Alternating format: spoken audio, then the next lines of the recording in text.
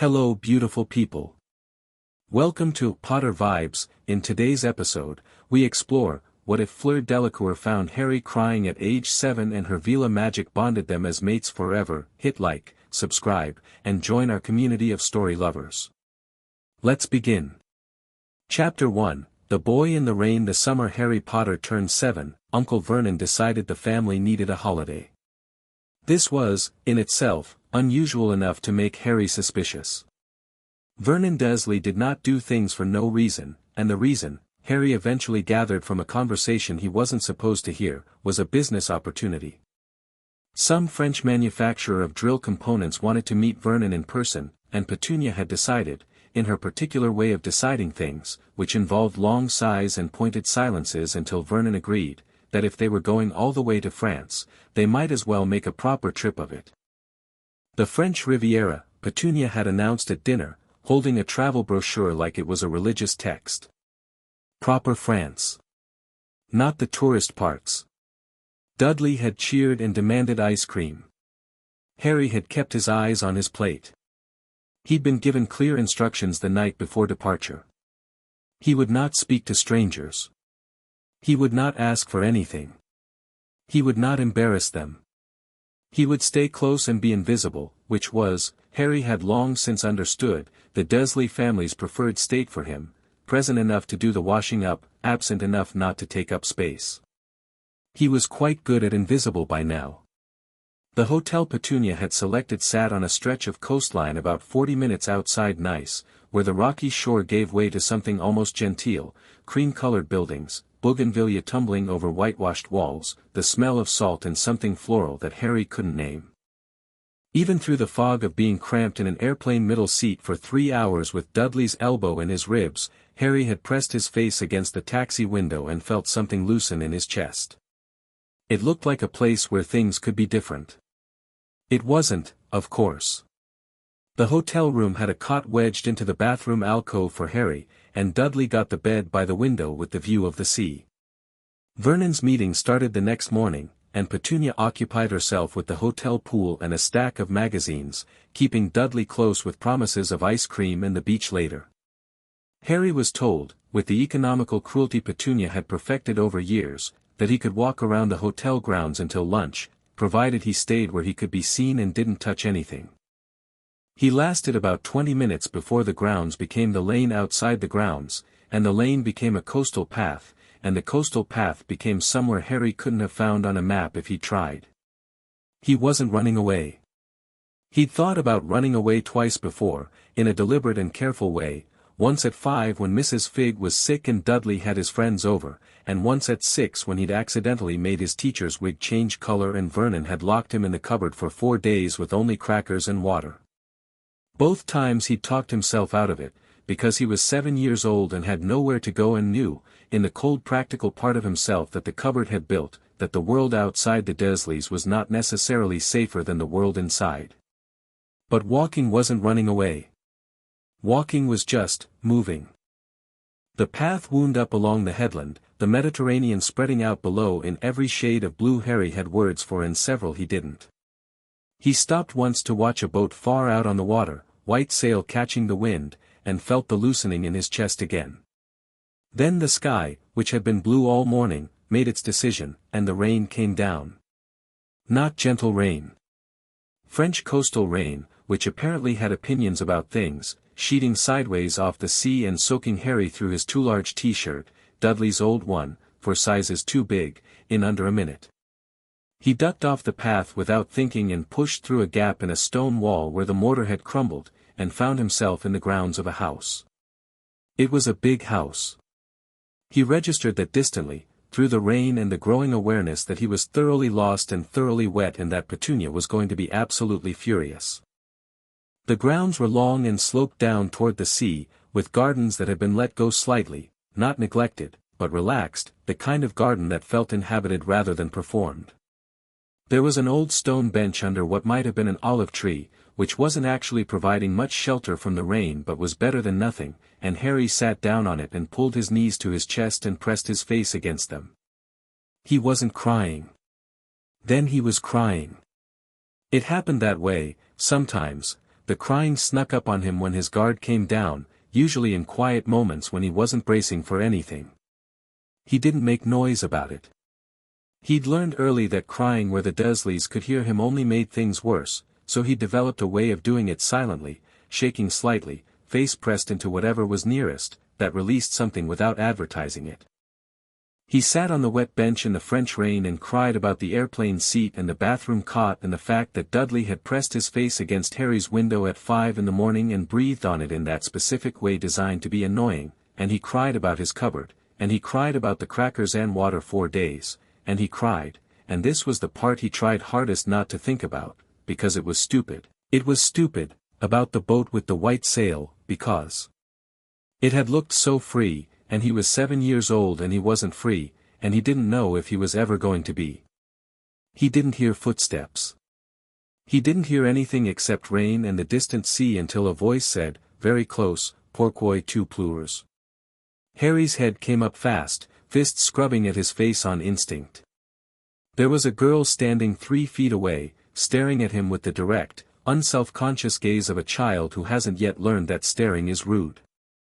She was maybe a year older than him, 8, perhaps, with silver blonde hair that the rain had plastered to her shoulders and large gray-blue eyes that were currently narrowed with an expression that wasn't quite concern but wasn't indifference either. She was wearing a yellow raincoat that was clearly doing its intended job, which made Harry feel the cold of his soaked t-shirt more acutely. She said something else in French. Harry, who spoke no French whatsoever, opened his mouth and closed it.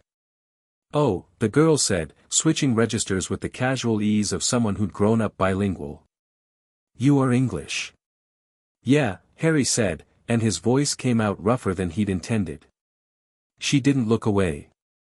Most people, Harry had noticed, got uncomfortable when they found him crying and looked away quickly, or got brisk and efficient about it, or, in Petunia's case, simply pretended not to have seen. This girl just kept looking at him with those gray-blue eyes, head tilted slightly, like she was working something out. Then something happened that Harry couldn't have described properly afterward if his life had depended on it. It wasn't visible. It wasn't loud. It was more like the feeling you get in your ears when a plane descends, a sudden pressure and equalization, except it wasn't in his ears, it was somewhere in the center of his chest, right behind his sternum, and it happened at the same moment the girl's expression changed. The focused curiosity broke open into something startled and wide. Her hand went to her own chest, fingers pressing flat against the front of her yellow raincoat, and she said something in French very quietly that sounded like it might have been a question she was asking herself. "What was that?" Harry said. The girl looked at him. For a moment she just breathed, the rain coming down around both of them, and then she sat down on the wet bench beside him like it was the most natural thing in the world. "I don't know," she said. "And then, I am Fleur. This is my house." "Harry," he said. "Sorry for being in your garden." "It's fine." She glanced at him sideways. "You were crying." "I wasn't," he stopped.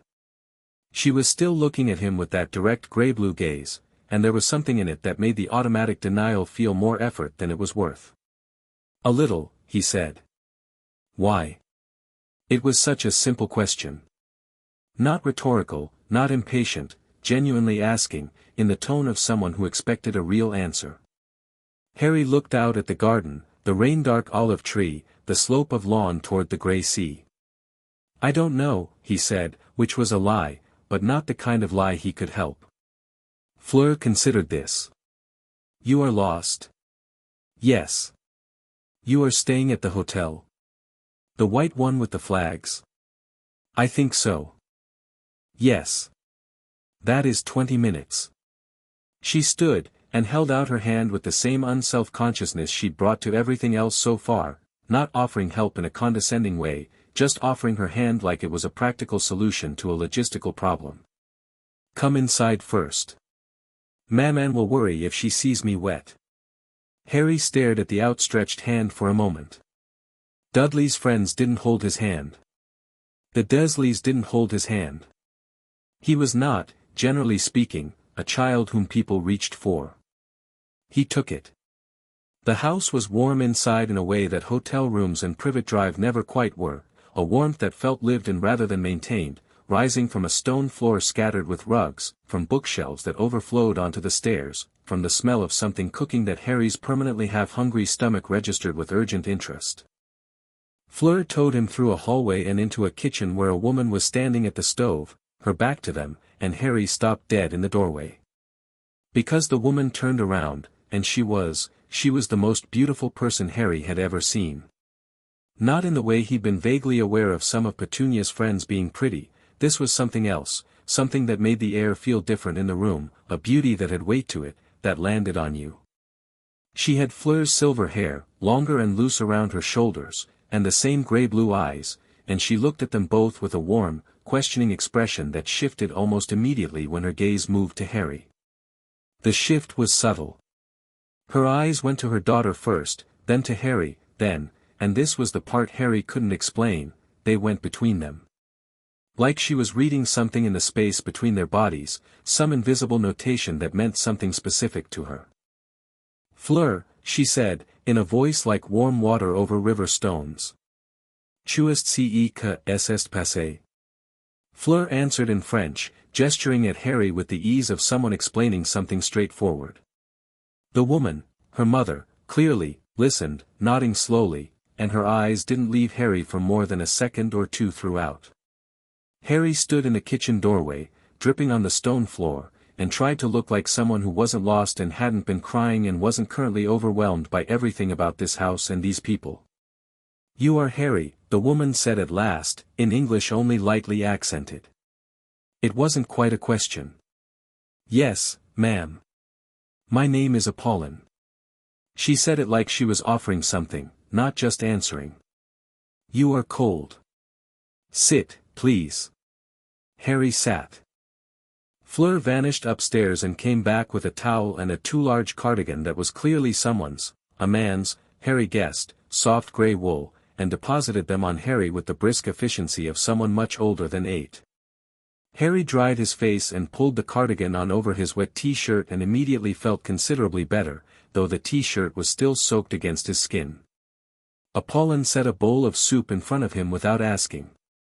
Tomato, with something else in it, herbs he couldn't name, and bread on the side, and Harry ate it in the way he'd learned to eat things when they were given to him, quickly and without looking up, because that reduced the risk of having it taken back. He looked up and found Apollon watching him with an expression that made his stomach clench with something that wasn't quite shame but was adjacent to it. She wasn't saying anything.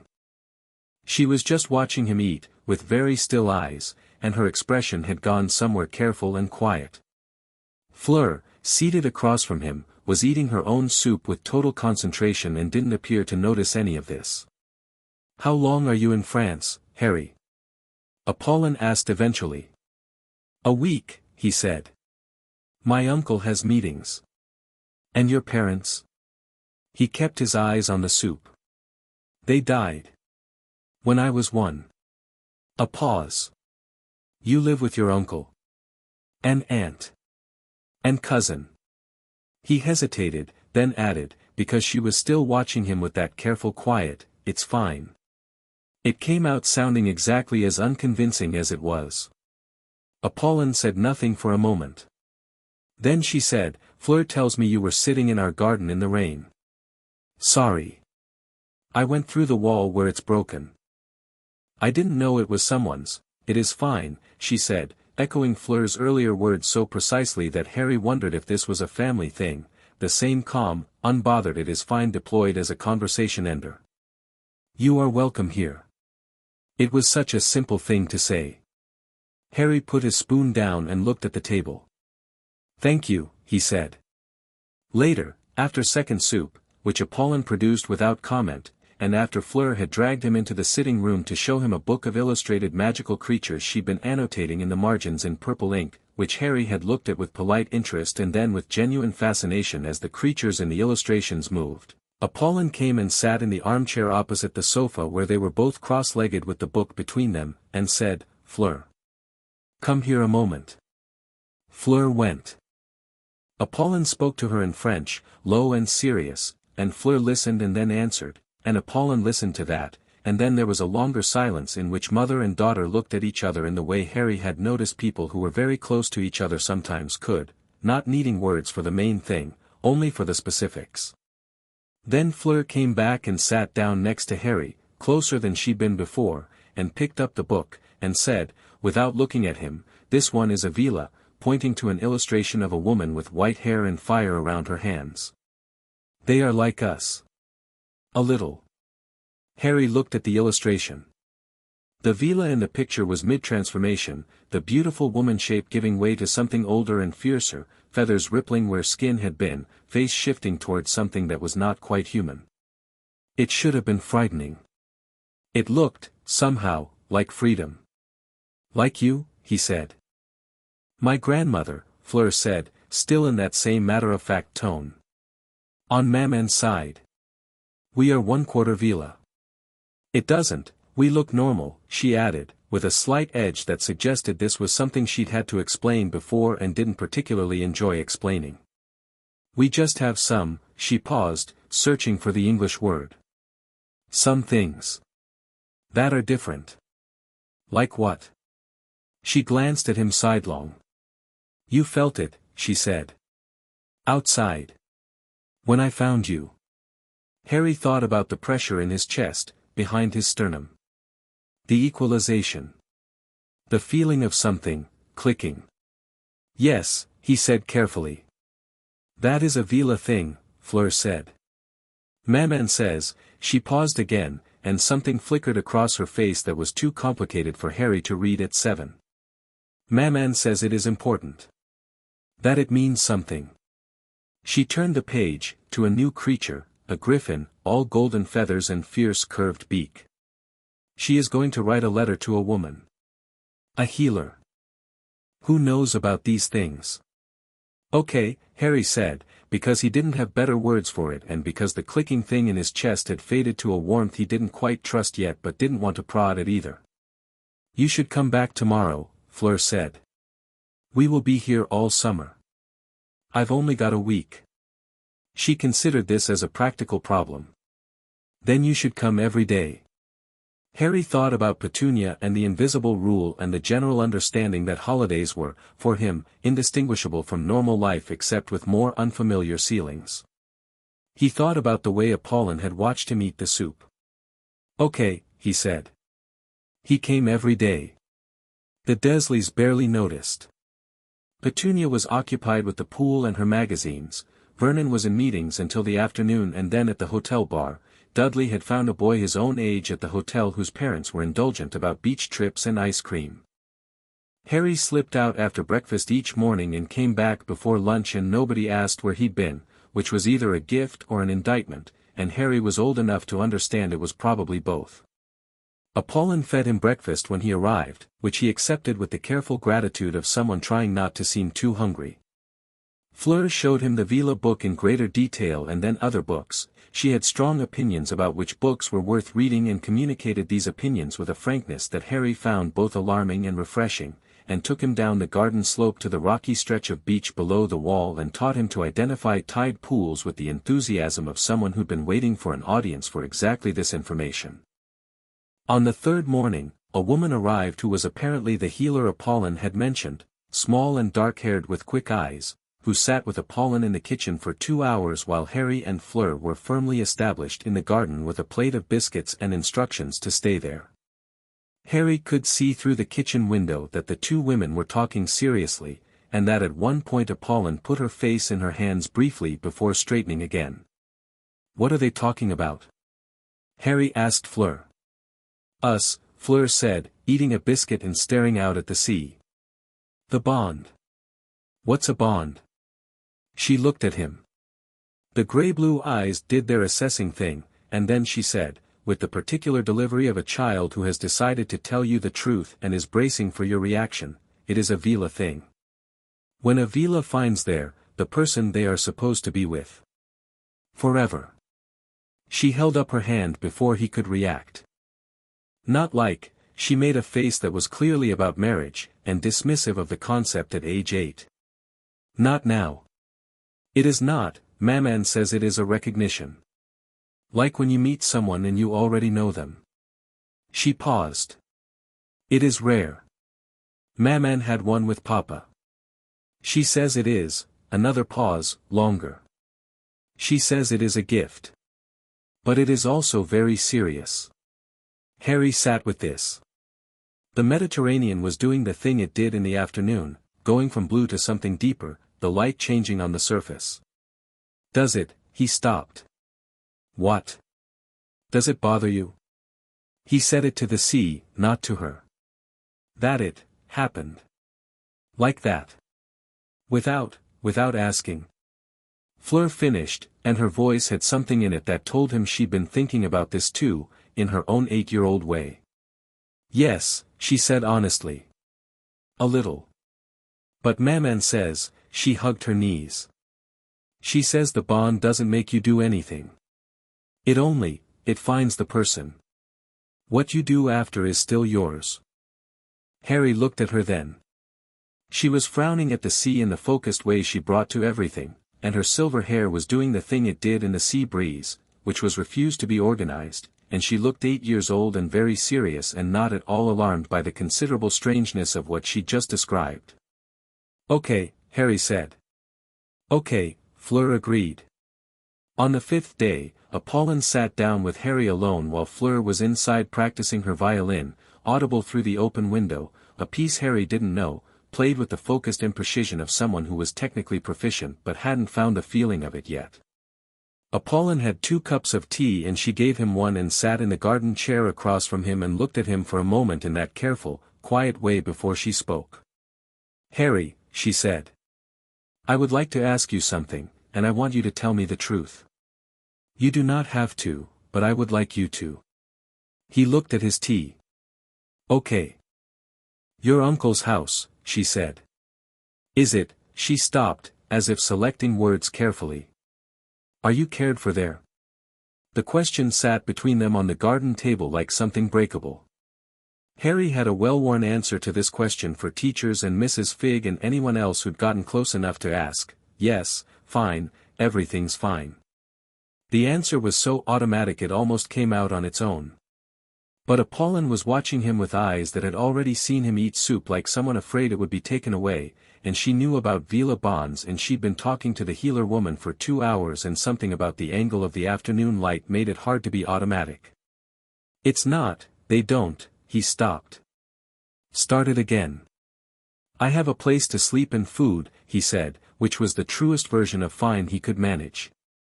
Apollon's expression didn't change. She nodded slowly, like he'd confirmed something she'd already known. Harry, she said, I am going to tell you something, and I need you to listen carefully. She leaned forward slightly. What happened between you and Fleur, the bond, it is real, and it is significant, and it means that you are, in a sense, already part of this family. Not in a way that, she paused, not in a way that asks anything of you that you don't choose. But it means you are ours to look after. Do you understand? He didn't, quite. But he nodded. I am going to write a letter, she said. To some people who need to know about this. There are people responsible for you, beyond your uncle, who should be aware. She picked up her tea. It may take time. Things like this always take time. But you will not go back to that house and have nothing, do you understand? You will have us. She looked at him directly.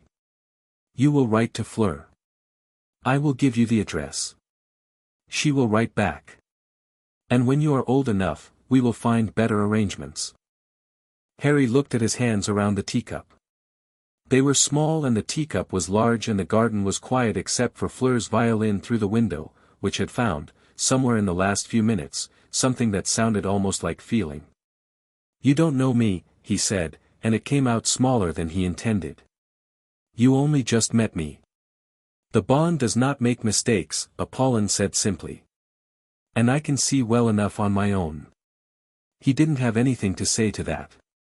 He sat in the garden in the French afternoon and drank his tea and felt the warmth behind his sternum, the clicked into place feeling that Fleur had said was a recognition, and tried to understand what it meant that he'd slipped through a gap in a wall in the rain and somehow ended up here. On the last night, the 7th day, when the hotel checkout was the next morning and he'd have to be back by 8, Fleur walked with him up the coastal path to the point where he could see the hotel's white walls and the flags she'd mentioned. They stood in the early evening light, the sea doing something spectacular below, and Fleur pulled a folded piece of paper from her pocket and held it out. "The address," she said. "4 letters. You will write?" "Yeah." He took it, folded it smaller, pushed it into his pocket. "You'll write back?" "Obviously," she said, with the faint incredulousness of someone who considers the question beneath answering. He almost left. Then he said, "Fleur." "What?" He tried to find words for the soup, for the cardigan, for the tide pools and the Veela book and the feeling of the bond in his chest, for Apollon saying "you are ours," for all of it, and couldn't find any that felt adequate. He settled on, "Thank you." "For," he gestured vaguely. "Everything." Fleur looked at him for a moment, in that direct, unself-conscious way. Then she said, "You don't have to thank me for what is already yours." He didn't entirely understand that either. But it landed somewhere underneath his ribs and stayed there, warm and solid, as he walked back along the path to the hotel, the paper with her address in his pocket, the sea going gold behind him. He slept in the bathroom cot that night, Dudley snoring through the wall, the hotel air conditioning making its opinions known, and he lay in the dark and thought about the garden and the tide pools and Apollon's careful eyes, and he pressed his hand flat against his sternum the way Fleur had done in the garden when it first happened, and felt the warmth there, steady as a heartbeat, and for the first time in 7 years he fell asleep without bracing for the morning. Chapter 2, Letters Across the Channel. The first letter took him 3 weeks to write. Not because he didn't know what to say, he had plenty to say, more than he'd said to anyone in years, a backlog of words that the Desleys' particular brand of selective deafness had been accumulating for him since before he could read. The problem was the paper. And the pen. And the small, practical reality that Privet Drive was not a house that encouraged private correspondence, especially not from the boy who slept in the cupboard under the stairs. He solved the paper problem by taking a sheet from Dudley's school notebook, just one, from the back where the pages were blank and Dudley would never in his life voluntarily reach. He solved the pen problem by finding a biro down the back of the sofa during hoovering, which he pocketed with the efficient opportunism of a boy who'd learned to take small advantages when they presented themselves. He solved the privacy problem by writing during the night, by torchlight, door pulled almost but not quite shut, the letter balanced on the only flat surface in the cupboard that wasn't a shelf, which was his own knees. "Dear Fleur," he wrote, and then stared at it for a while. He'd had the summer to think about everything she'd told him, the bond, the Veela blood, the recognition, "You are already part of this family." In the garden in the French afternoon it had felt immediate and real, the kind of thing you believed while you were sitting in it. Back at number 4, surrounded by flowered wallpaper and the sound of Dudley's television and Petunia's voice carrying through the walls telling Vernon about a neighbor's disappointing rosebushes, it had taken on the slightly unreal quality of a dream he wasn't sure he'd had. But the warmth behind his sternum hadn't gone away. He wrote, "I got home 2 weeks ago. It rained here too, but it's different rain. I don't know how to explain that. How are the tide pools? I keep thinking about the one with the purple urchins." He stared at this, decided it was fine, and kept going. He told her about Privet Drive in the careful way he'd learned to describe it, not the way that would make someone worry, because he didn't want to be worried about, but honestly, in the way Apollon had asked for. He told her about the cupboard, matter-of-factly, like it was just an interesting architectural feature of his life. He told her that Dudley had a new video game that he played at maximum volume until 9 every night. He told her that Mrs. Figg from 2 doors down had asked him to help carry her shopping bags and given him a biscuit, which had been the best part of the week. He sealed it in an envelope he found in Petunia's desk drawer, just one, she wouldn't notice one, and addressed it to the address on the paper from his pocket, which he transferred to the inside cover of his school reading book where nobody would look because nobody at this house had ever opened his school reading book. He wasn't sure how to post it without money. That took another 4 days. In the end, Mrs. Figg again, he was gradually discovering, one of those quietly useful people who existed on the margins of his life and made things fractionally less difficult. He told her he had a letter to send and no stamps. She looked at him for a moment with her cat-smelling cardigan and her mild eyes and then produced a stamp from a tin in her kitchen without asking why a 7-year-old needed to send an international letter, and he posted it on the way back with a feeling in his chest that was half hope and half the particular anxiety of someone who has just done something irreversible. Her reply came 11 days later, which was 11 days of checking the post before Petunia got to it and 11 days of Vernon not noticing because Vernon did not look at things he found uninteresting and Harry fell comprehensively into that category. The envelope was pale blue and had a French stamp and his name was written in a handwriting that was already, at age 8, extremely confident about itself. He read it in the cupboard by torchlight with his heart doing something inconvenient. "Cher Harry," she wrote, "I am glad you wrote. I was beginning to wonder if you had been eaten by something but Maman said to wait." He laughed, quietly, in the dark. She told him about Beauxbatons, where she would be starting in September, not a school yet, at her age, but a preparatory program that the academy ran for young witches with magical families, 2 days a week in Bordeaux. She told him about her sister Gabrielle, who was 2 and had recently discovered the word non and was deploying it strategically on every available occasion. She told him that the purple urchin tide pool now also had a small orange crab she'd named Henri because he had arrived approximately when you left, which seems meaningful. She told him, in the particular matter-of-fact tone that was already characteristically hers, that Apollon had sent a letter to a man called Dumbledore about Harry's situation, and that the letter had come back polite and somewhat evasive, and that Apollon had said several things about this in French that Fleur wasn't going to translate but that had caused Papa to look up from his newspaper with his eyebrows very high. "Maman says you should know," Fleur wrote, "that you are still ours regardless of what old men in England decide. She wanted me to make sure you understood that." Harry read this 3 times. Then he folded the letter and put it in the inside cover of his school reading book, behind her address, and lay on his back in the cupboard and stared at the underside of the stairs and thought about Apollon's face when she'd said you are ours to look after and about the warm solid thing below his ribs that hadn't gone anywhere in 3 weeks. He wrote back the next day. This was how it went, then.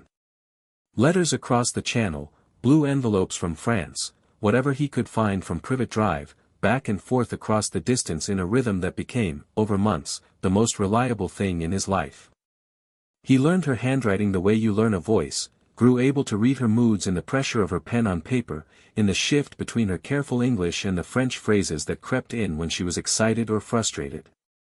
She was learning English grammar at Beauxbatons and occasionally wrote to him for verification of idiomatic expressions, which led to long exchanges about whether it's raining cats and dogs was more or less sensible than il plut de cordis, which she translated as it's raining ropes and which Harry agreed was a superior metaphor on structural grounds. Through letters, he learned her in pieces. She was competitive in a way she wasn't apologetic about, which he found startling at first because Dudley's competitiveness was ugly and performative, all elbows and cheating and loud triumph. Fleur's was different, a clean, directed drive that turned inward more than outward, aimed at herself and her own performance rather than at making others smaller. She wanted to be excellent, and she was, apparently, on her way to being so. She mentioned this without vanity, as information. She had a precise sense of justice and a short temper about violations of it. She was funny in a dry, sideways way that took him a few letters to catch, because she delivered it with the same seriousness as everything else, and then he caught it and started watching for it and found it everywhere. She was also, in ways she mentioned only obliquely and he had to read between lines to understand, navigating something difficult at the preparatory program. Other students reacted to her the way people apparently often reacted to Veela blood. Boys became stupid around her, which she found annoying and mildly insulting, girls became suspicious and cold, which she found more genuinely hurtful, though she'd never have used the word hurt directly in relation to herself. She wrote about it with an acid precision that he recognized as the voice people use when something has landed on them and they're refusing to let it see that. "They believe I use some kind of compulsion on the boys," she wrote once. "As though I have nothing better to do than bewitch 11-year-olds into forgetting their homework. As though that would be interesting." And then, a few sentences later, in smaller writing as if she'd decided to say it and was minimizing it simultaneously, "It is boring to be looked at and not seen. You will understand this, I think." He wrote back, "Yes. Though in my case it's more that I'm not looked at all." And then, because she was honest with him and so he was honest with her, "I think being invisible might be easier than being looked at wrong. But I'm not sure." Her reply, "You are wrong about that. But I forgive you because you are still quite young and haven't had enough time to develop correct opinions on everything." He was 8. She was 9. He wrote back, "I'm only a year younger than you." She wrote back, "Exactly."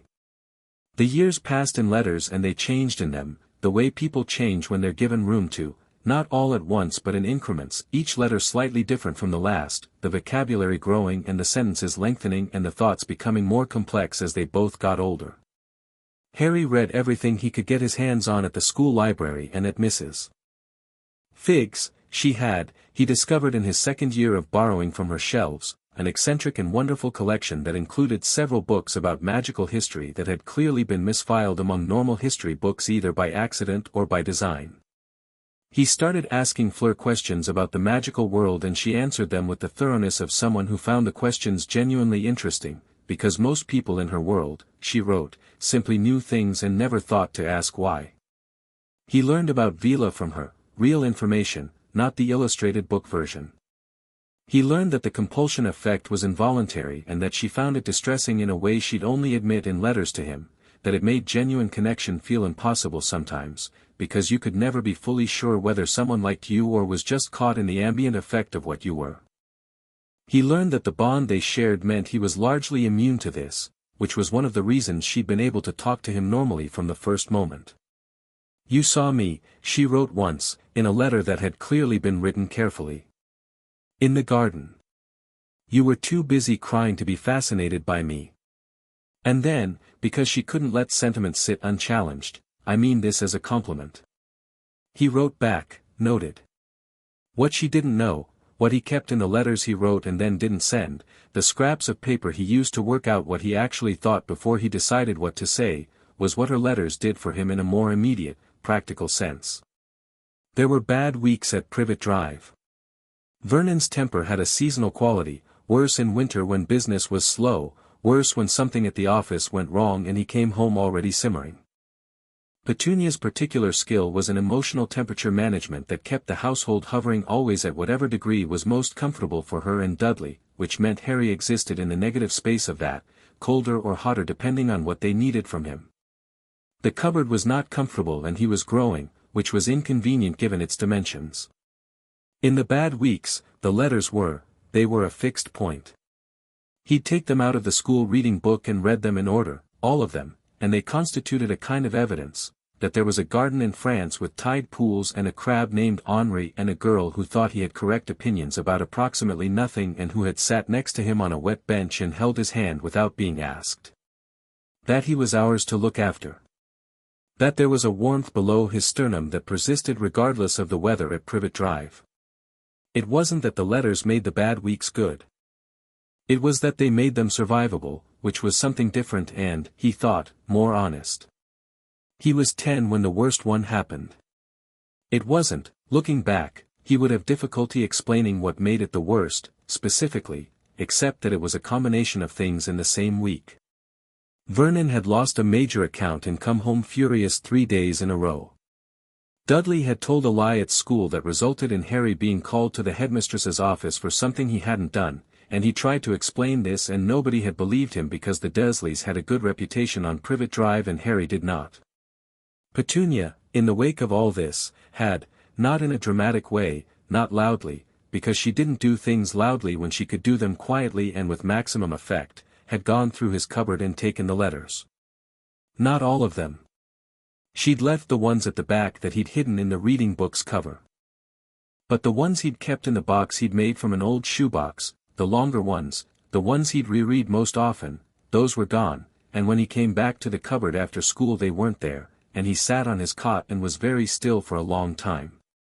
He didn't know what Petunia knew or suspected about the letters. She'd never mentioned them. Perhaps she'd found them by accident, perhaps she'd been looking.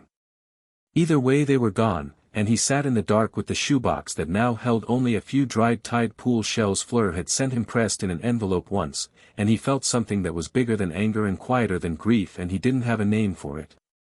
He wrote to Fleur that night on a school notebook page, the same solution as the first letter, 3 years ago.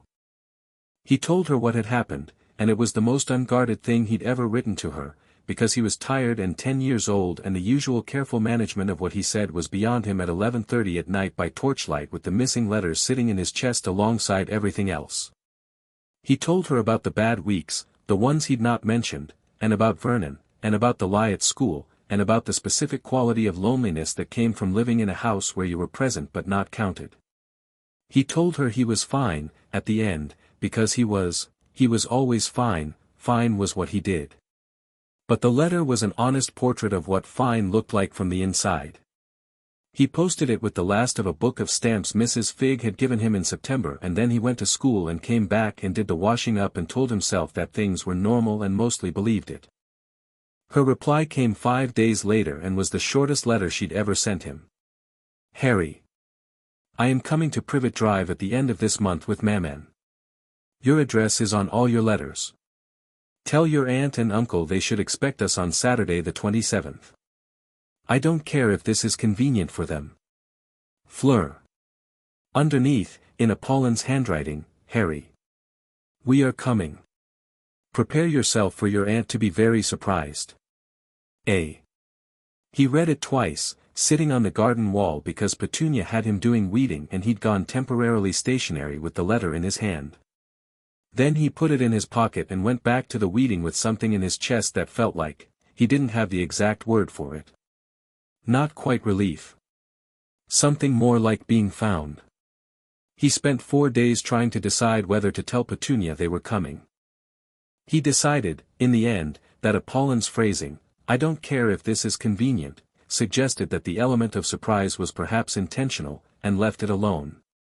On Saturday the 27th, at 11 in the morning, the Desleys' doorbell rang. He was in the garden, technically, on a technicality, Petunia had said the garden, and he was near the garden, in the kitchen filling the watering can, and he heard the bell and then heard Petunia's heels on the hall floor and then heard the door open. Then there was a silence that was distinctly not a normal silence. He came to the kitchen doorway and looked into the hall. Petunia was standing at the open front door, and she had the expression she got when something had breached her expectations in a way she didn't have a prepared response for, a kind of locked-up blankness, the face she wore when reality was being unreasonable. Fleur Delacour stood on the front step. Harry had forgotten, slightly, in 3 years of letters. Or not forgotten, he'd remembered Apollon clearly, the kitchen warmth and the careful eyes and the soup. What he'd slightly failed to account for was the Veela effect. Apollon at full presence on a suburban front doorstep, on a Saturday morning, silver hair and grey-blue eyes and the particular quality that made the air feel different. Petunia against this was a woman encountering something her entire framework for the world had not prepared her for. Fleur was beside her mother, taller now, 13 months older than Harry, and carrying it with the easy authority of someone who had decided to be tall. She looked past Petunia into the hall and found Harry in the kitchen doorway, and something in her face shifted the way it had in the garden 3 years ago, the quick involuntary recognition. Mrs. Desley, Apollon said, in her warm Riverstone voice. I am Apollon Delacour. I believe you have received my letters. Petunia, to her credit, recovered. Yes, she said. Yes. I didn't. I wrote 3 times, Apollon said pleasantly. I mentioned in the last one that I would be making a visit. May we come in? Petunia stood aside. The way you stood aside for a river. Harry stayed in the kitchen doorway, and Fleur crossed the hall toward him and stopped 3 feet away and looked at him with those grey-blue eyes, and he looked at her, and the warmth in his chest was suddenly so strong it was almost uncomfortable, a physical thing, like pressing on a bruise, except it didn't hurt. It was the opposite of hurting. You're taller, she said. You're also taller, he said. She rolled her eyes, which was a Fleur gesture he'd somehow been able to infer from letters but was considerably more effective in person. Obviously. I grew more than you. You should work on this. I'll get right on that, he said. She almost smiled. You look better than I expected, she said, and then, quietly, so only he could hear it, but not as well as I'd like. He didn't say anything. The 3 years were in the room with them, the letters, the bad weeks, the shoebox. He didn't say anything because he didn't need to, which was one of the things about Fleur that had always been true. She read the unsaid things and didn't make him perform them. In the sitting room, Apollon and Petunia were having a conversation that had the surface texture of polite and the structural substance of something else entirely. Harry could hear it from the kitchen where he and Fleur had gravitated because the watering can was still there and it gave them both something to look at besides each other. Your nephew, Apollon was saying, in the tone of someone who has prepared this conversation carefully, has a very significant magical connection that places him, in some respects, under the protection of my family. I know that you are not familiar with these matters. I am quite familiar, Petunia's voice said, with an edge he'd never heard from her before, something almost raw beneath it. My sister, then you will understand, Apollon said, still pleasantly, that what I am describing is serious, and that it carries obligations. On all sides. A pause. I'm not here to criticize how you run your household, Mrs. Dursley. I am here to make clear that Harry has people who are watching, and who care about what becomes of him, and who will be, present, in his life from this point forward. Another pause. He will visit us in France. He will correspond freely. And the letters he has been writing to my daughter will no longer be subject to interference. I am sure this is something we can agree on. It wasn't a question. Fleur, in the kitchen, was watching Harry's face while he listened to this. He was looking at the watering can and his expression was doing several things at once, something tight and something loosening, the face of someone who has been braced for a long time and is being told they can stop. That went the way Maman expected, Fleur said quietly. Does she do that a lot? Walk into people's houses and, he gestured. She is very reasonable about it, Fleur said. She never threatens. She just, a pause. Makes things clear. It's very effective. Yes. She glanced toward the sitting room. Maman is, she was very angry about your letters, Harry. She didn't show it there, but at home she was. She said it simply, informatively, because Harry needed to know this. She was angry that it took her this long to come. He looked at his hands. She didn't have to, she knows that, Fleur said, with a slight sharpness that was aimed at his self-deprecation and not at him. That is not the point. From the sitting room, Petunia's voice said something low and capitulating. Apollon said something warm and final. There was the sound of tea being agreed upon, the great British mechanism for the conclusion of difficult conversations, and Harry straightened and filled the watering can and went back to the garden, and Fleur came with him, and they sat on the back step in the Saturday morning and talked the way they'd been talking in letters for 3 years but hadn't been able to talk in person, which was different in a way that was hard to articulate, something about being in the same physical space. The warmth in his chest no longer mediated by paper. She told him about Beauxbatons properly, in the version she edited for letters, some of it funnier in person, some of it harder. She was, he gathered, genuinely excellent at magic, and knew she was, which made her unpopular in ways that her Veela blood further complicated. She had one close friend, a girl called Mathilde who was half Kelpie and therefore similarly accustomed to being categorized before being known, and they had formed an alliance of mutual understanding that Fleur described as functional and occasionally warm. He told her about his magic, the things that happened when he was scared or very frustrated, small things that he'd stopped trying to explain because explaining them made everything worse. His hair growing back overnight after Petunia cut it. A teacher's wig going technicolor. The time, last November, when he'd been up the oak tree in the school playground with Dudley's gang below and he'd wanted desperately to be somewhere else and had been somewhere else, suddenly, on the roof of the school kitchens, with no memory of the intervening moment. Fleur's eyes went sharp with interest on that last one. That's apparition, she said. Accidental. You are not supposed to be able to do that. I do a lot of things I'm apparently not supposed to, he said. Yes, she said, looking at him in a new way, assessing. You do. He'd wondered, sometimes, in the letters, in the unsent drafts more than the ones he sent, what she made of him. Not the version of him she knew through paper, but the actual him, the one with the cupboard and the too large clothes and the accidental magic and the ongoing failure to be Dudley. She was going to Beauxbatons, heading somewhere wide and magical and significant, and he was at a state school in Surrey going nowhere in particular. The bond might have clicked into place in a garden 3 years ago, but he was still, in every practical sense, a child with nothing. She seemed to know he was thinking something like this, because she said, without looking at him, "You know what I like about your letters?" "What?" "You are always thinking. Even about the small things, you think about why." She picked up a small stone from the garden path and turned it in her fingers. Most people at Beauxbatons have magic and everything that comes with it, and they don't think about any of it. They don't ask why. They just accept the shape of the world and live in it. She put the stone down. You are going to Hogwarts next year and you are going to see everything for the first time and you are going to ask why about all of it, and that is, she paused.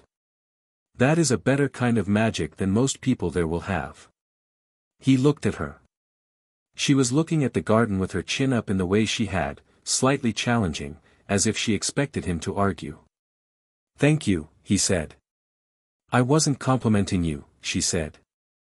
"I was making an observation." "Right. You're welcome," she said, almost inaudibly. They stayed until 3 in the afternoon, when Apollon and Fleur had to catch their portkey back to France. Apollon embraced Harry at the door, just briefly, a hand on each of his shoulders and then a pull toward her, warm and certain, and she said something in French very quietly near his ear that he didn't understand but that felt like being given something. Then she released him and said to Petunia, in the pleasantest possible voice, "I will visit again in December. Harry will come to France for 1 week at Christmas, if you are agreeable." Petunia, who had agreed to several things this morning that she'd clearly not intended to agree to and was still slightly in the days of having agreed to them, said yes. Fleur, at the gate, turned back. "Write faster," she said. "Your last letter took 9 days. The post isn't 9 days, Harry." He held up a hand. She rolled her eyes with absolute conviction and followed her mother down the pavement and around the corner, silver hair catching the October light, and was gone. He stood at the gate for a moment. Behind him, Petunia was in the doorway and he could feel the usual recalibration happening, the household settling back into its ordinary temperature. But something had shifted. He couldn't have said exactly what. Perhaps it was just that the letters weren't in the shoebox anymore, they were backed up, confirmed, printed in the physical reality of a Saturday morning on Privet Drive. He went inside. Petunia didn't say anything. She went back to the kitchen in that precise way she had, heels on tile, and the television went on in the sitting room where Dudley was making his opinions about being displaced from it known in real time, and Privet Drive resumed being Privet Drive. In the cupboard that night, Harry took out the letters from the inside cover of his school book, the ones Petunia hadn't found, and put them back in the shoebox. Then he got out a new piece of paper. "Fleur," he wrote. "It's been 4 hours. I know. Don't say anything about the 4 hours." He stopped, thought, and added, "Thank you for coming. Both of you. I know you said you don't need thanks for what is already mine, but I'm going to say it anyway because I'm an Englishman and it's what we do. You can argue with me about this on your own time. Harry." He was sealing it when he heard something outside the cupboard door. A long pause. Then Petunia's footsteps going away, back to the kitchen, and the sound of the kettle going on, and nothing more. He lay in the dark with the letter ready to post and the warmth in his chest, steady as ever, and thought about Fleur's voice saying 9 days, Harry, and about Apollon's arms around his shoulders, and about the fact that Christmas was 2 months away and for the first time in his life, 2 months was not just an undifferentiated stretch of time to get through. It was something to look forward to. He found he'd forgotten, entirely, that those were different things. Chapter 3, First convergence. The Hogwarts letter arrived on a Tuesday, which was a perfectly ordinary Tuesday until it wasn't. Harry was making breakfast, bacon and eggs for the Dursleys, toast for himself if he was lucky and there was bread left, when the owl hit the kitchen window. Not gently. It hit the kitchen window with the conviction of a bird that had been told to deliver something and was taking the assignment personally, and the sound made Petunia drop her coffee and made Dudley inhale a piece of toast and made Vernon go the specific shade of purple that preceded shouting. Harry turned from the stove and looked at the window. The owl looked back at him. It had an envelope in its beak and the particular expression of an owl that has found the correct address after some navigational debate and wants credit for it. Vernon got up to shout at it. The owl fixed him with a look of such absolute contempt that Vernon sat back down. Harry opened the window. He'd known the letter was coming. Technically, Fleur had explained the Hogwarts acceptance process in considerable detail in a letter 2 years ago, complete with a diagram of the owl postal system that she'd drawn in the margins with more enthusiasm than accuracy. He'd known it was coming. But knowing a thing was coming and having it arrive in your hand, thick cream envelope with green ink spelling out Mr. H. Potter, the cupboard under the stairs, 4, Privet Drive, was different.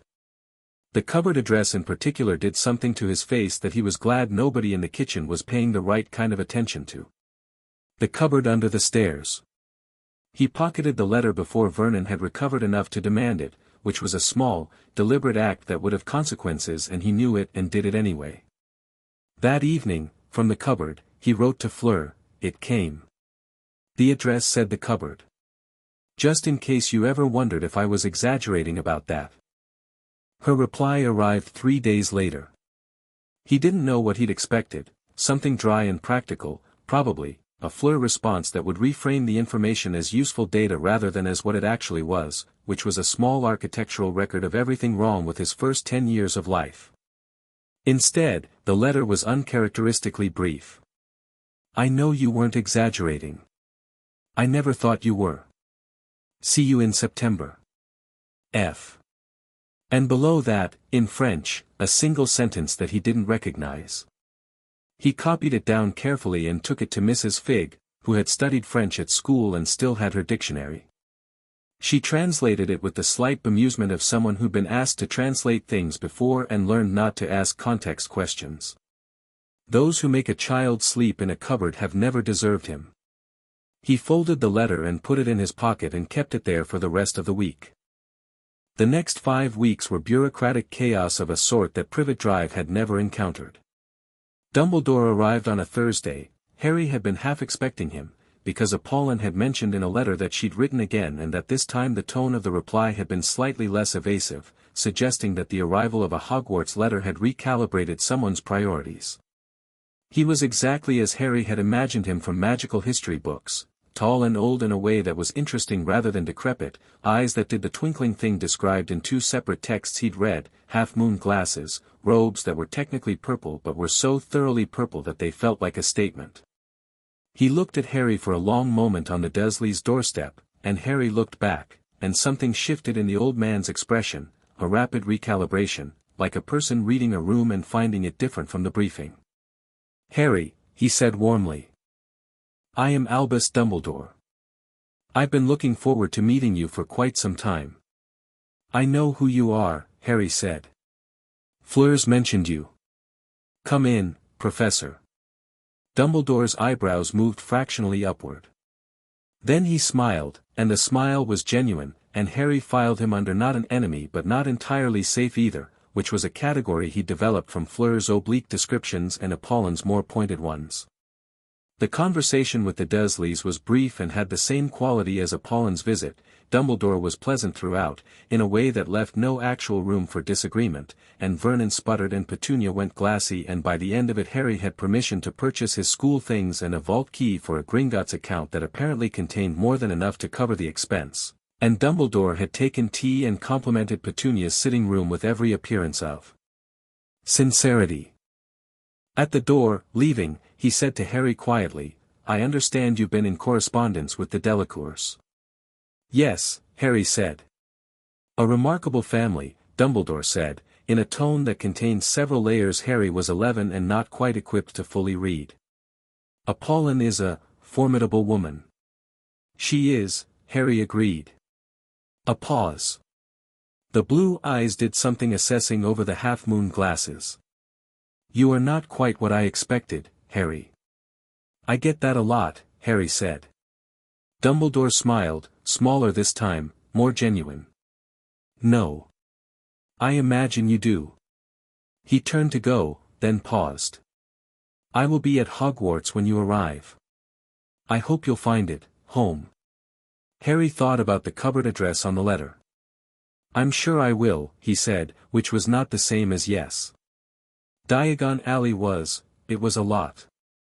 He'd read about it, which was different from being in it, the way everything was different from the version Fleur described in letters, more cluttered, louder, more alive, every shop window a small argument about what magic could be used for. He went to Gringotts first and descended in the cart with a goblin who appeared to find the whole exercise beneath him, and stood in the vault and looked at the pile of gold with the pragmatic eye of someone who has always known, abstractly, that his parents had left him something, but who has spent 11 years with that something being emphatically irrelevant to his daily life. He spent carefully and without sentiment, which was a shopping style he'd developed from years of Petunia's grocery management. Wand last, because Fleur had told him the wand chose the wizard and to save it for when he was ready, which had seemed like mystical guidance at the time and turned out to be practical advice because after 2 hours of Diagon Alley he was considerably more ready for something to be uncomplicated. Ollivander's was dim and silent and smelled of sawdust and something older. The man himself appeared from between shelves the way cats appeared from behind furniture, suddenly, completely, without having visibly moved. He looked at Harry for a long time without speaking, in a way that was different from Dumbledore's assessment, not strategic, just interested, purely, in the way a craftsman was interested in material. I wondered, Ollivander said softly, when I would see you. They went through 9 wands before the 10th one, holly and phoenix feather, 11 inches, sent gold and red sparks streaming to the rafters.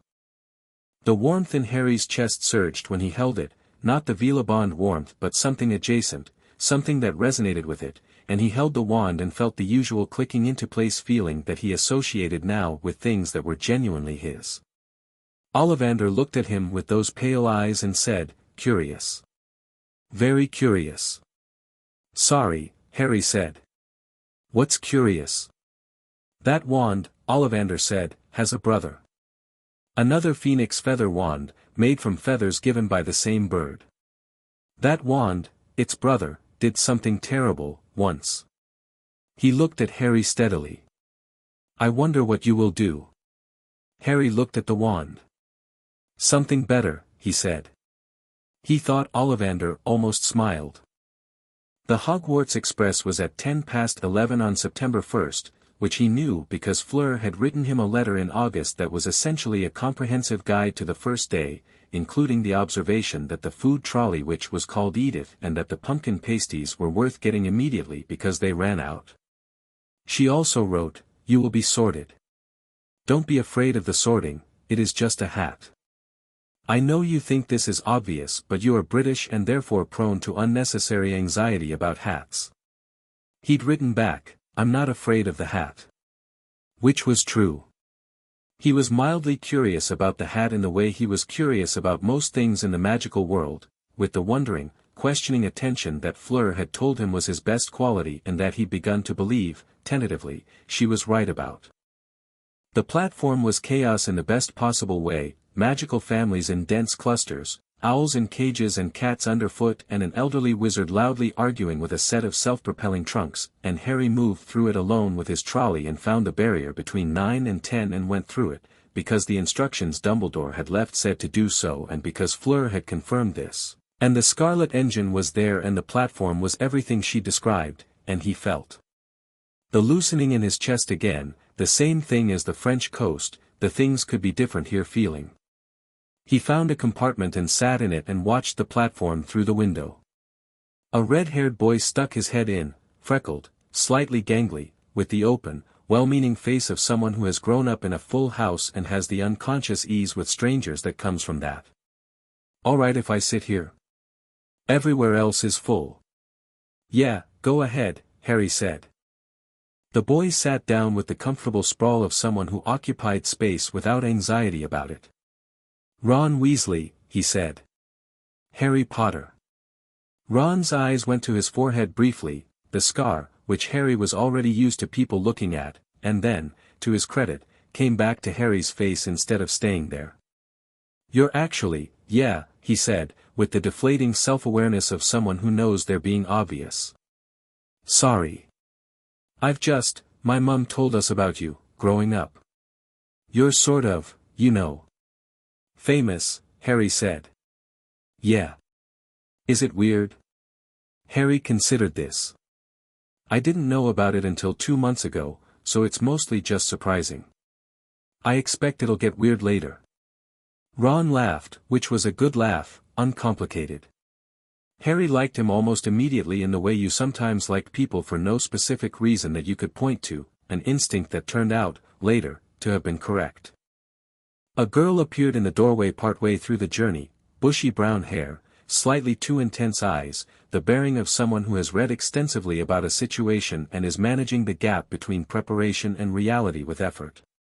She informed them, after a series of increasingly specific questions apparently designed to establish their familiarity with the curriculum, that her name was Hermione Granger and that she had memorized Hogwarts, a history and most of the standard textbooks, and did they know which house they thought they'd be in.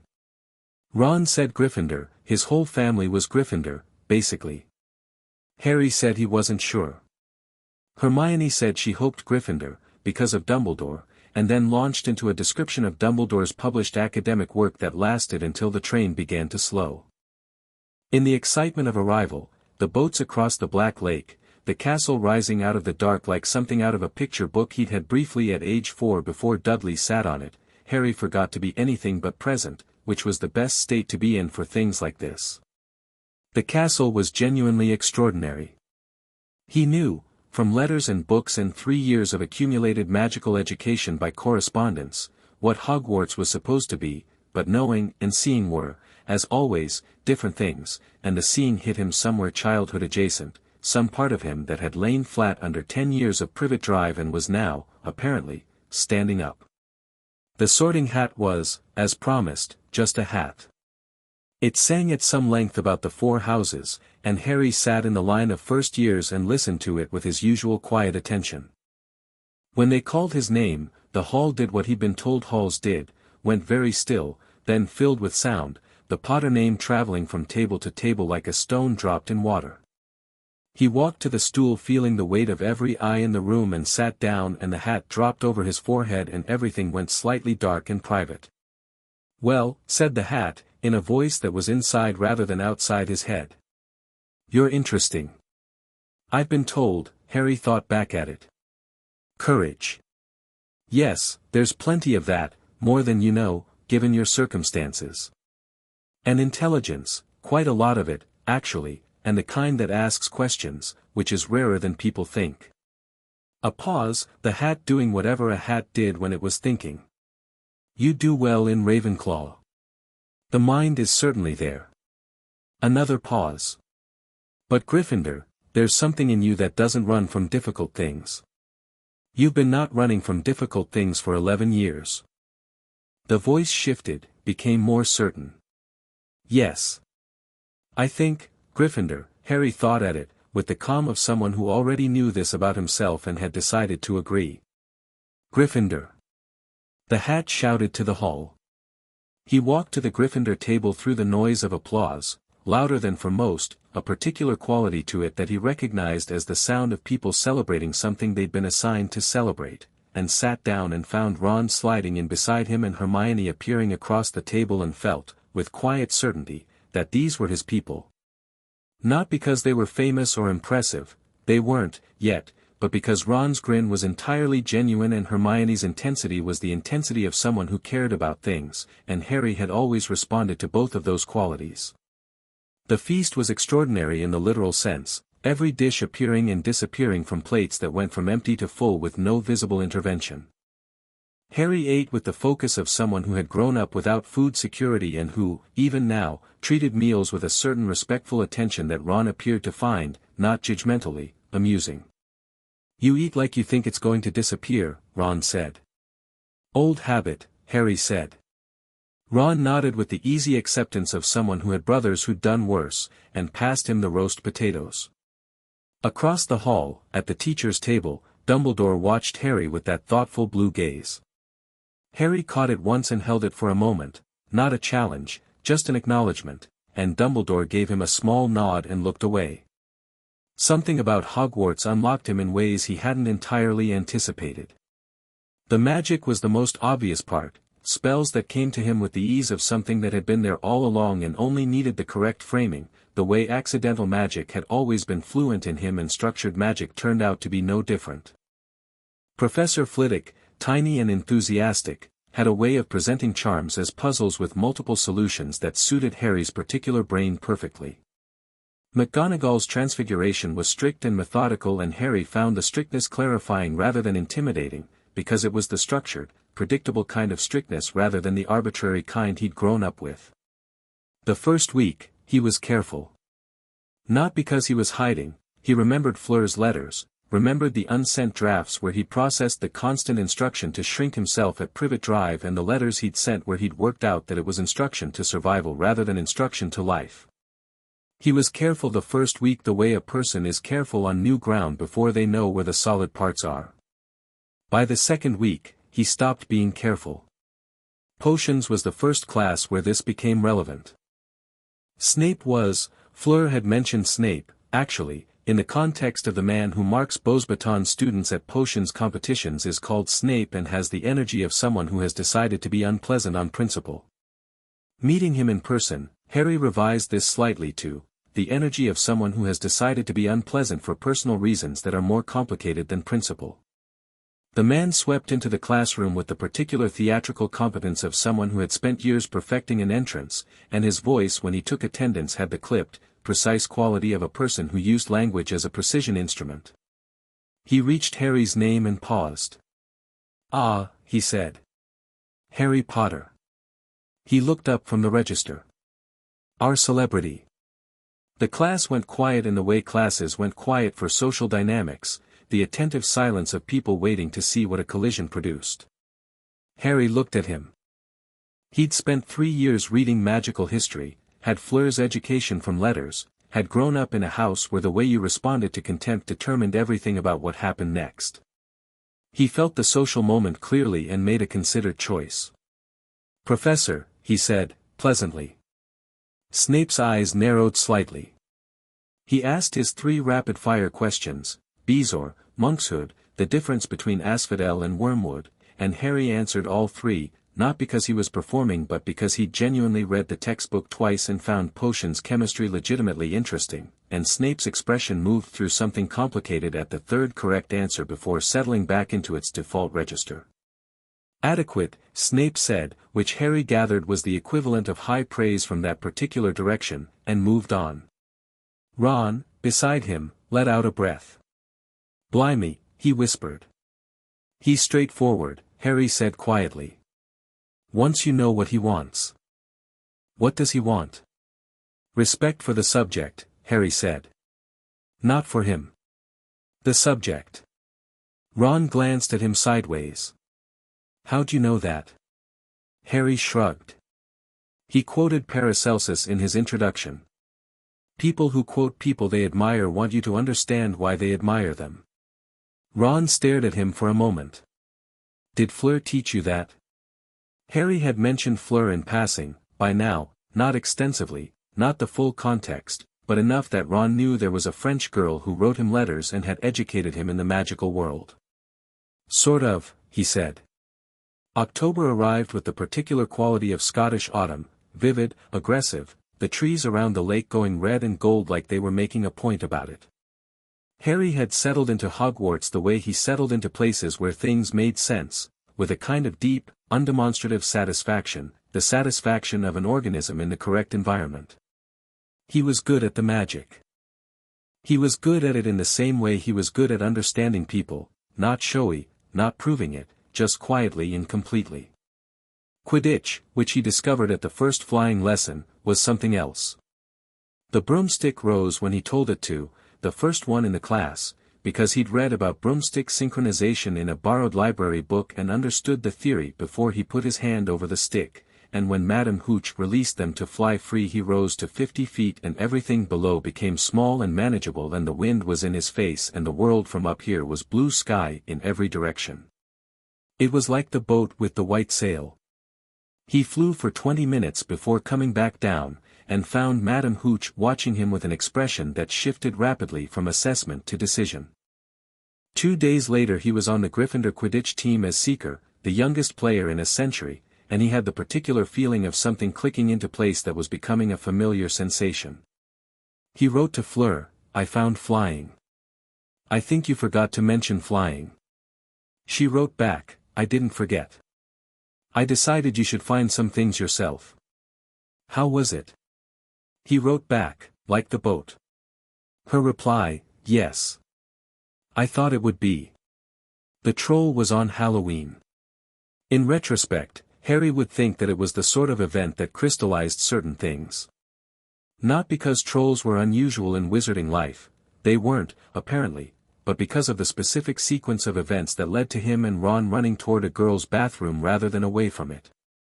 Hermione was in the bathroom.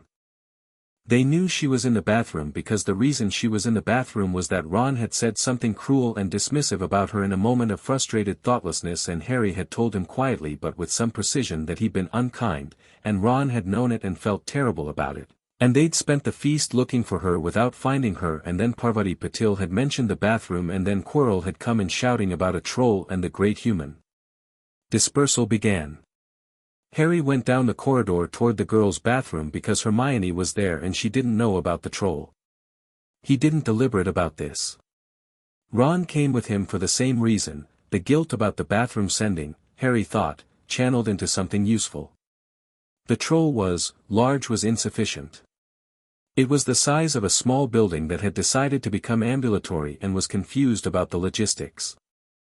It had a club and it was using the club with the enthusiasm of something that had recently discovered a new hobby, and Hermione was pressed against the far wall of the bathroom in the crouch of someone who had read about trolls but found the practical reality different from the literature. Harry looked at the troll for approximately 2 seconds. Then he stepped into the bathroom. The troll turned toward him. It was slow, they were slow, he remembered from the reading, and its eyes were not built for nimble tracking. He moved left, sharply, and it tracked him with its whole body rather than just its gaze. He moved left again, and it tracked again. "Ron," he said, at normal volume, because shouting was unnecessary when the troll's attention was already accounted for. "Hermione's behind you. Get her out." "What are you going to, out, Ron? Now." He heard movement behind him, Ron's footsteps. Hermione sharply caught breath as she was pulled toward the door, and kept moving, keeping the troll's attention on him with the focused ease of someone who had spent his whole life managing the attention of large, unpleasant things and knew that the key was making yourself more interesting than the alternative. The troll swung the club.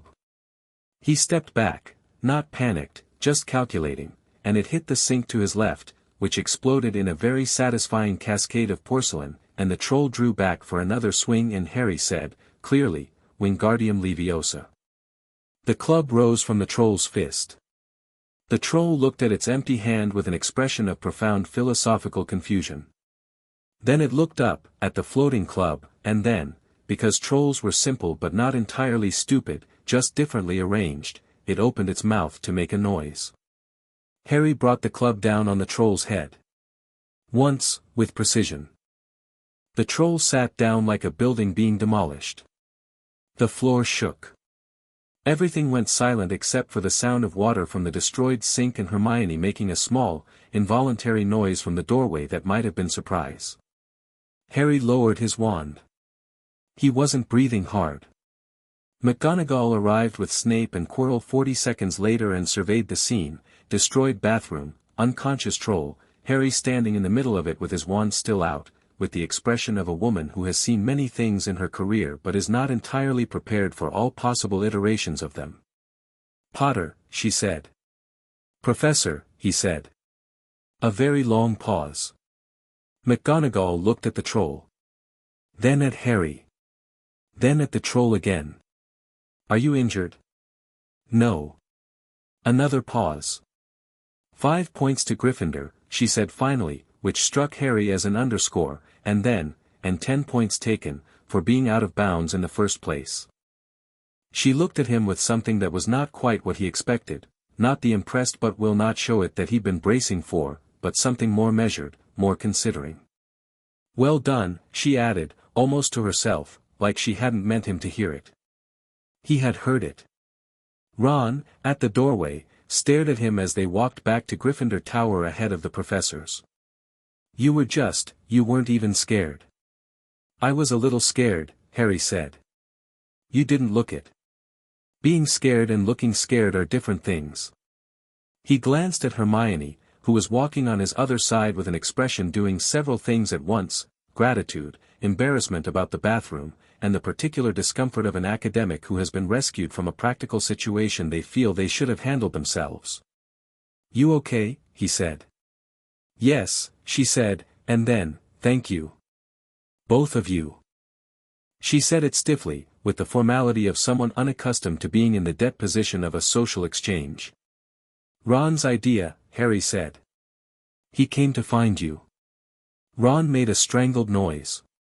That's not, he felt bad about what he said, Harry said. He'd want you to know that, even if he's not going to say it. An even more strangled noise from Ron's direction. Hermione looked at Ron with the slightly disarmed expression of someone whose prepared emotional position had been navigated around. Ron, red-faced, stared at the corridor ceiling. I did feel bad, he said eventually, with the suffering air of someone committing to honesty despite finding it uncomfortable. Sorry, Hermione. Thank you, she said, and some of the stiffness went out of her. And, I'm sorry I was so insufferable about the levitation charm. You weren't, I was. Only a little, Ron conceded. They looked at each other with the slightly surprised expression of two people who have just found an unexpected middle ground and aren't sure what to do on it. Harry walked between them and felt the particular satisfaction of things going right. That night, from his dormitory bed with the curtains drawn, he wrote to Fleur by the light of a small lumos. He'd mastered wandless lumos 2 weeks in, which he hadn't mentioned to anyone except Fleur, because some things were for letters first.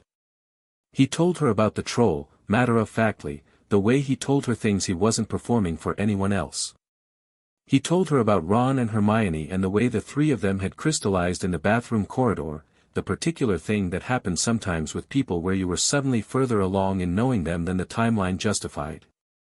He told her about the flying, properly this time, not just the boat comparison but the actual feeling, the freedom of it, the way the world organized itself differently from up there.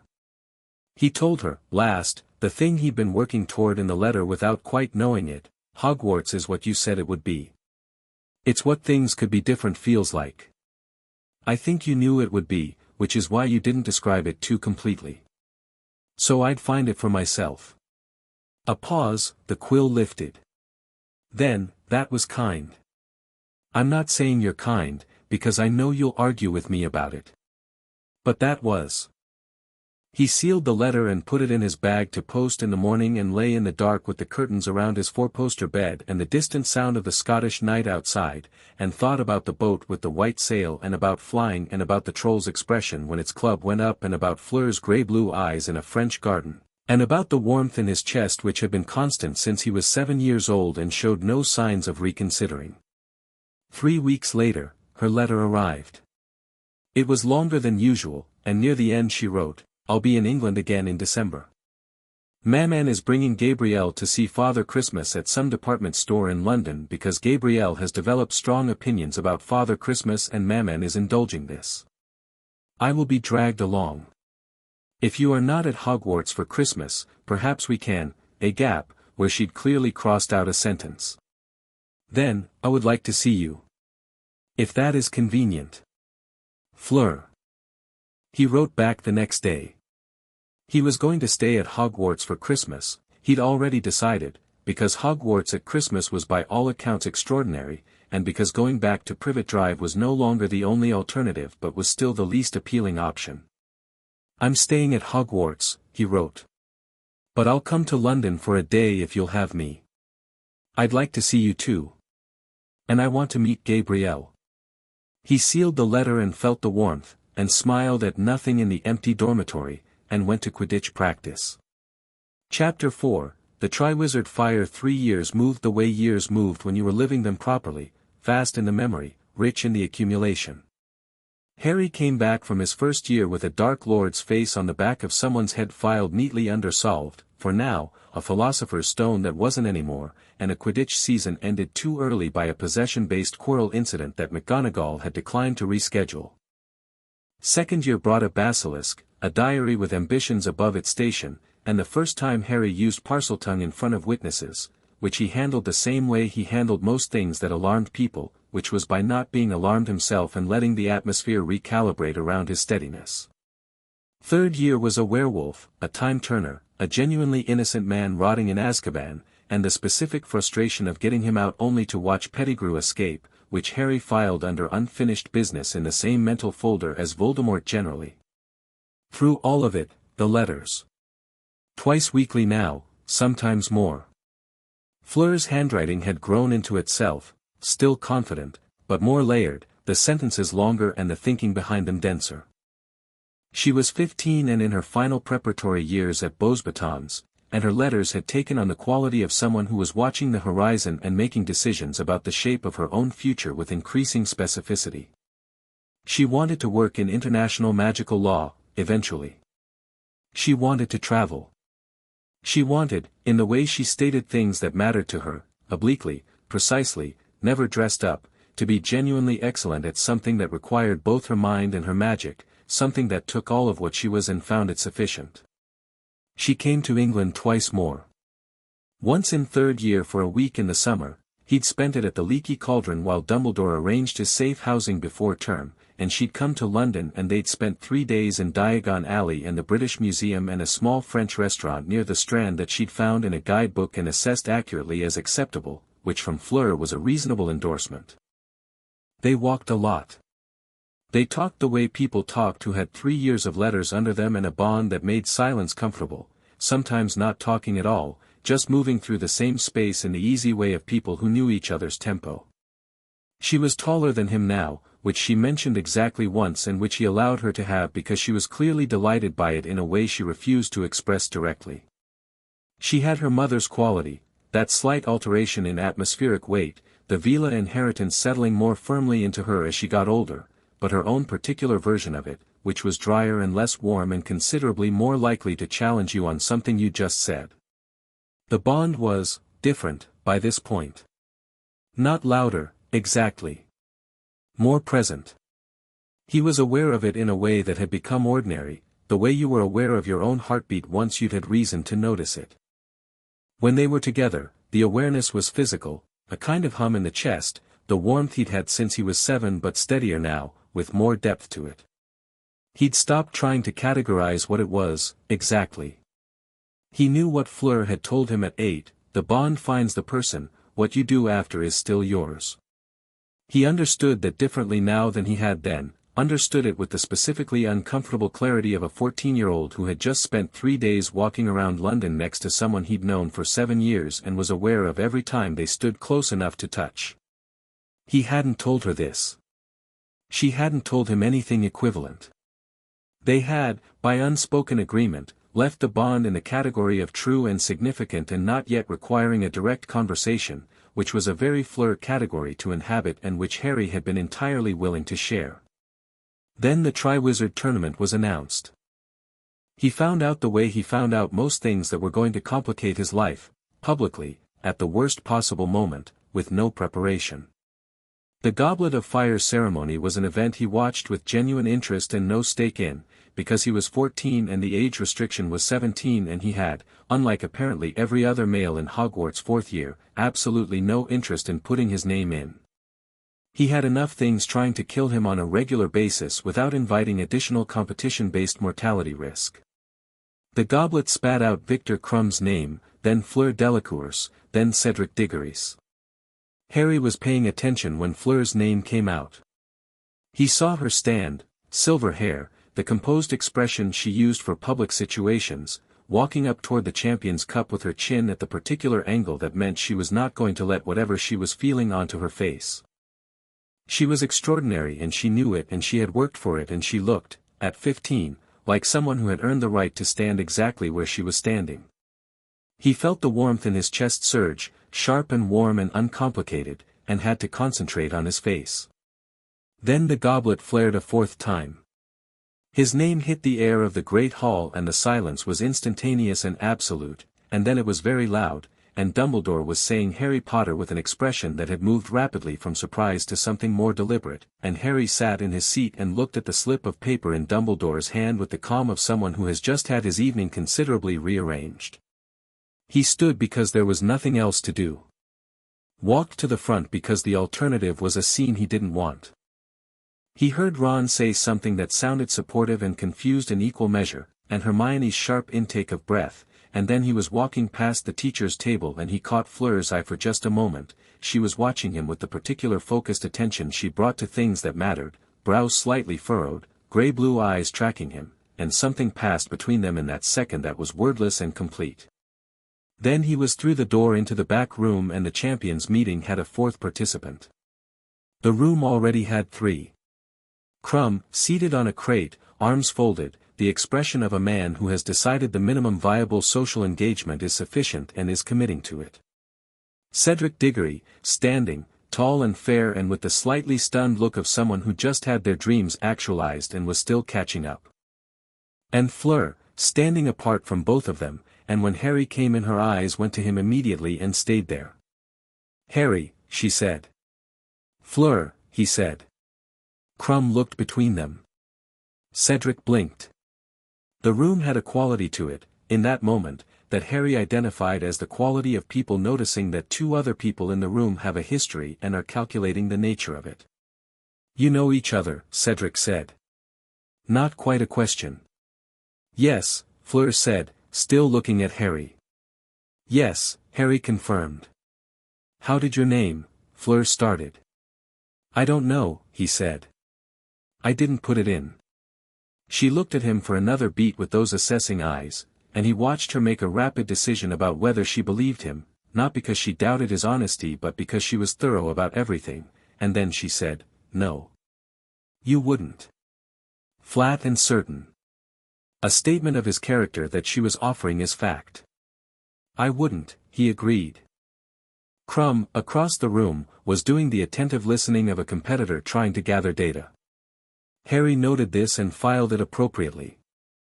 Dumbledore came in followed by Bartemius Crouch, Ludo Bagman, and Madame Maxime, a woman of extraordinary height and presence, Bosbaden's headmistress, who looked at Fleur with the particular expression of a person who has just had their tournament complicated and is deciding whether to be furious or pragmatic. Madame Maxime appeared to be opting for a combination that leaned heavily toward pragmatic with furious as a reserve position. The conversation was the conversation Harry had expected. He was bound by the goblet, the contract was magical and unbreakable, his youth was unfortunate but irrelevant, there would be investigation into how his name had entered.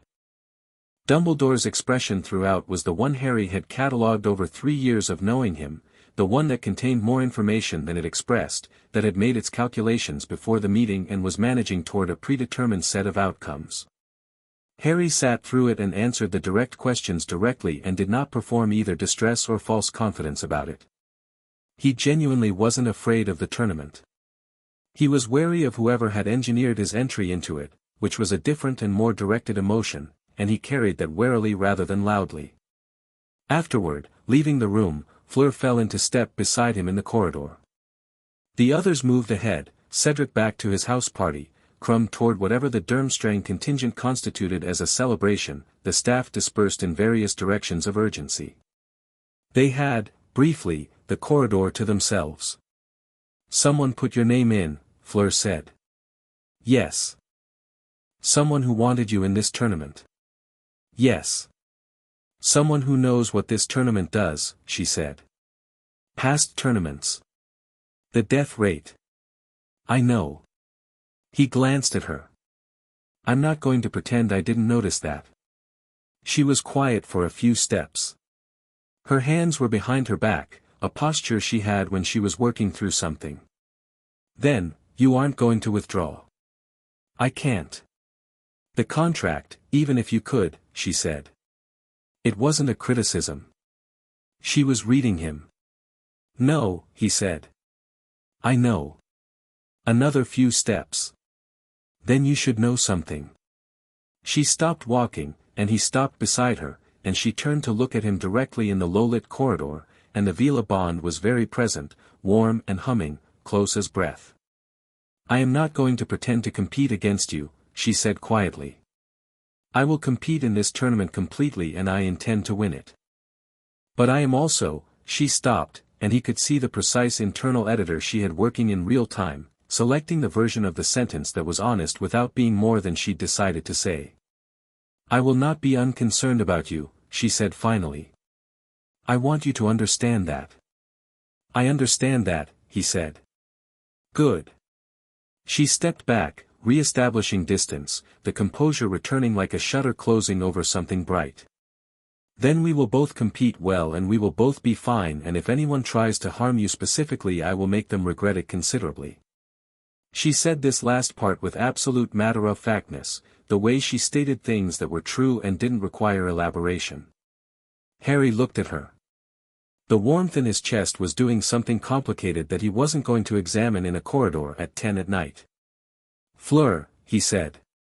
What? It's good to see you. In person. He said it simply, because it was simply true. Something in her expression shifted, the precise editor taking a brief leave of absence. You too, she said, with a softness that was entirely genuine and entirely unguarded and lasted approximately 2 seconds before the shutter came back. Now go to sleep. You have things to survive. She walked away down the corridor. He watched her go and felt the bond's warmth settle back to its steady background hum and thought, with the particular clarity that arrived sometimes at 10 at night in school corridors, we are going to have a conversation at some point about what exactly this is. Not tonight. But at some point. The next 2 weeks were, socially complex, which was a Fleur phrase he'd adopted for situations that were unpleasant in ways not amenable to direct solutions. His name in the goblet had divided the school neatly along lines of loyalty and pre-existing resentment. Gryffindors were mostly behind him, by social gravity if not by full conviction. Hufflepuff was solidly against, which was understandable. Cedric was theirs and Harry was, from their perspective, a fame-drunk gatecrasher who couldn't even be bothered to follow the age restriction. Slytherin had produced badges that read Potter stinks in green and silver and were distributing them with the gleeful malice of people who felt they were being both creative and principled simultaneously. Harry wore one backward as a cufflink for 2 days before Hermione told him it was making people uncomfortable and he stopped, not because he cared about the badges but because making Hermione uncomfortable had a specific cost he'd learned to avoid. The first task was dragons. He found out the way Hermione found out, from Mad-Eye Moody, the new defense professor, whose class Harry had attended with the cautious attention he brought to anything that might be important and who had pulled him aside after a lesson with the air of someone doing a favor while also doing something else. The hint about dragons was a gift and Harry took it as such, not without noting that Moody's reasons for the gift were opaque in ways that warranted attention. He knew about dragons. He'd been knowing about dragons since 3rd year, when he'd read Fantastic Beasts cover to cover and developed a genuine interest in magical creature taxonomy. He knew the Hungarian horntail in particular, knew it was the most dangerous of the tournament dragons because of the tail, specifically, the tail being the part most people underweight in favor of the fire. He thought about it for 3 days and came to the same conclusion he'd come to about the troll: the key was not the dragon's teeth or its fire. The key was the dragon's attention. The tail was dangerous when you were in the dragon's peripheral awareness. Remove yourself from peripheral awareness and the tail became mostly irrelevant. His firebolt was in the castle. The castle was adjacent to the arena. The rest was straightforward. What was not straightforward was Fleur, 3 days before the first task, appearing beside him in the library at 7 in the evening with a book about dragon behavior, sitting down across from him, and saying without preamble, "Show me what you know." He looked at her. About the task. She opened the dragon book. I know it is dragons. Madame Maxime told me. She looked up. What else do you know? You want to compare notes.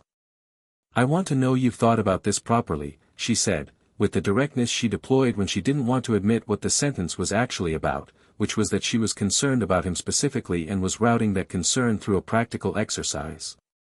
He understood this completely and didn't call her on it. He pulled out his own notes and put them on the table. They spent 2 hours in the library going over dragon behavior, tactics, the specific geometry of the arena, the relationship between broomstick speed and dragon tracking time. Fleur had insights he hadn't thought of. She'd been reading about wind patterns in enclosed spaces, which applied to breath-based attacks, and she had a charm he wasn't familiar with that created a cold pocket of air which disrupted fire before it fully formed.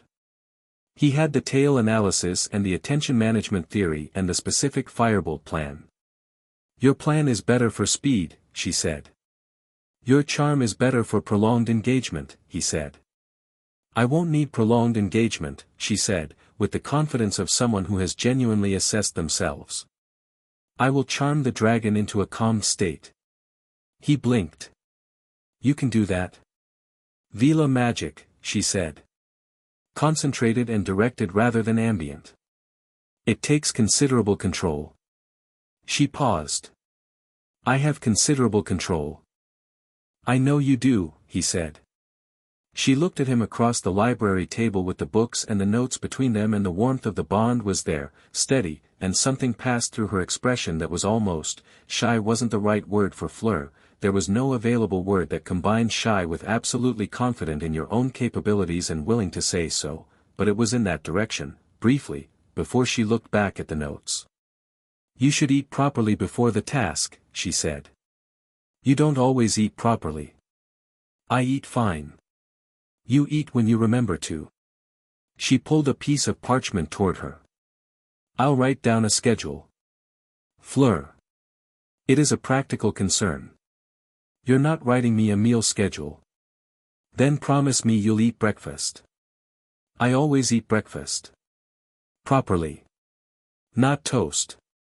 Sometimes I have eggs. Promise me, she said, and she was still looking at the parchment and her jaw was set at the angle it went when she was both serious and not entirely comfortable with the degree to which she was being serious, and Harry felt the warmth in his chest with great acuity and thought about the corridor conversation and about the still deferred at some point. I promise, he said, and meant it. The first task was extraordinary in the way most dangerous things were extraordinary, intensely real, every sense sharpened to specificity, the world very clear and very present. He summoned his broom, flew, kept the horntail's attention on his movement rather than his position, and when the dragon committed to a turn he went for the golden egg with a speed that the crowd registered as a collective sound before they'd consciously processed what they'd seen.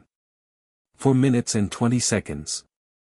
He landed to an arena's worth of noise and Hermione half climbing the barrier, and Ron, who had been finding the previous 2 weeks uncomfortable and had come back to himself in the last day with the energy of someone who has processed his own behavior and is overcompensating slightly, saying something about being brilliant and also sorry about the badge situation. He took the egg and let Hermione check his score, tied for first with Crumb, and found, across the arena, Fleur's eyes already on him from where she stood at the champion's waiting area. She was fourth to go, still waiting. Her expression when she found him was the expression she used when she'd been genuinely concerned and was now genuinely relieved and was making very minimal effort to conceal it, which for Fleur was practically a declaration. She went fourth.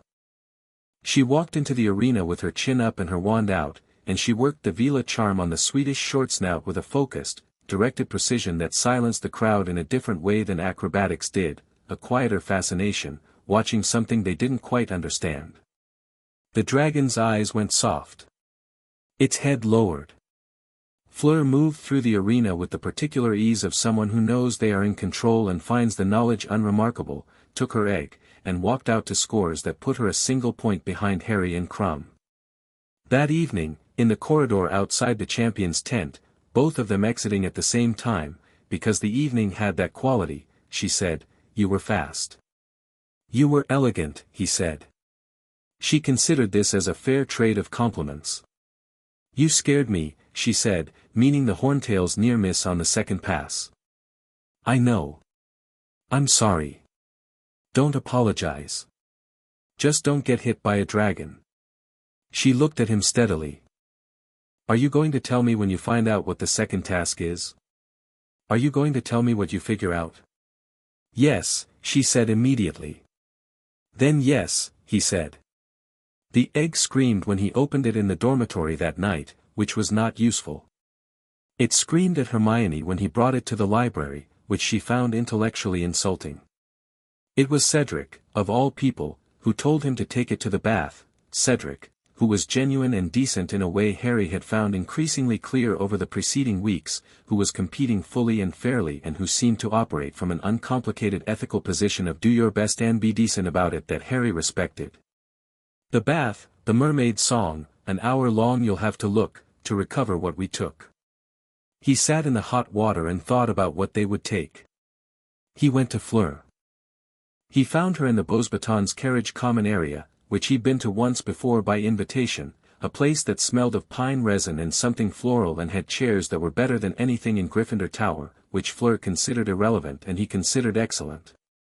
She had a cup of tea and her egg and an expression of focused frustration. Something you care about, she said, without preamble. He sat down. They will take something, someone, you care about. Hold them in the lake for an hour. She looked at him. For you it is probably Granger or Weasley. For you. Gabrielle, she said. It will be Gabrielle. The temperature in her voice on Gabrielle's name was the temperature of something carefully managed. Gabrielle was 6 now, 7 in February, and Fleur's letters about her sister had a quality to them that was different from everything else she wrote, a warmth that was entirely unguarded, a love that was so certain it didn't need to be stated and was therefore more visible than everything she stated.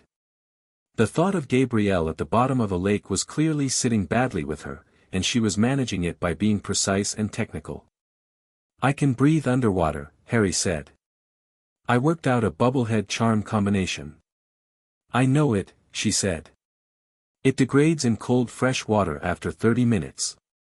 I found a different solution. He'd found it in a book on magical botany, gillyweed, which he'd confirmed with Neville Longbottom, who was extraordinary with plants in a way that the rest of his magical education hadn't caught up to yet. Gillyweed. Full transformation for an hour in cold water. She stared at him. Where did you? She stopped. Exhaled. Of course you did. I'll look after Gabrielle, he said. Straightforward, not decorated. If you haven't found her in time. Something moved through Fleur's face that was strong and brief and not the kind of thing she usually let be visible. You can't promise that, she said. You don't know what the conditions, I'm promising anyway, he said. I'll have the gillyweed in extra time and if I come across Gabrielle I will bring her up. That's just what I'll do. A long pause. The Beauxbatons common room was quiet around them, evening outside the windows. Harry, Fleur said. Yes. You know I'm going to say something now that I will later claim was purely practical concern. I know. She looked at him directly. She started twice. He waited, without filling the silence, because with Fleur, filling the silence was always the wrong answer. The bond, she said finally. I feel it differently than I did when we were children. I think you know that. I know that, he said. And you, yes, he said. Quietly. Not rushed, not nervous. Just, yes. She looked at him across the tea and the screaming eggs and the complicated logistics of an underwater rescue task, and her expression was doing the thing it rarely did, being entirely open, the precise internal editor gone, and what was underneath was something very certain and not entirely comfortable with its own certainty and also, underneath that, quietly, simply glad. After the tournament, she said. Yes. When there is not, all of this. She gestured at the room, the eggs, the implied general weight of their situation. Yes, he said again. After.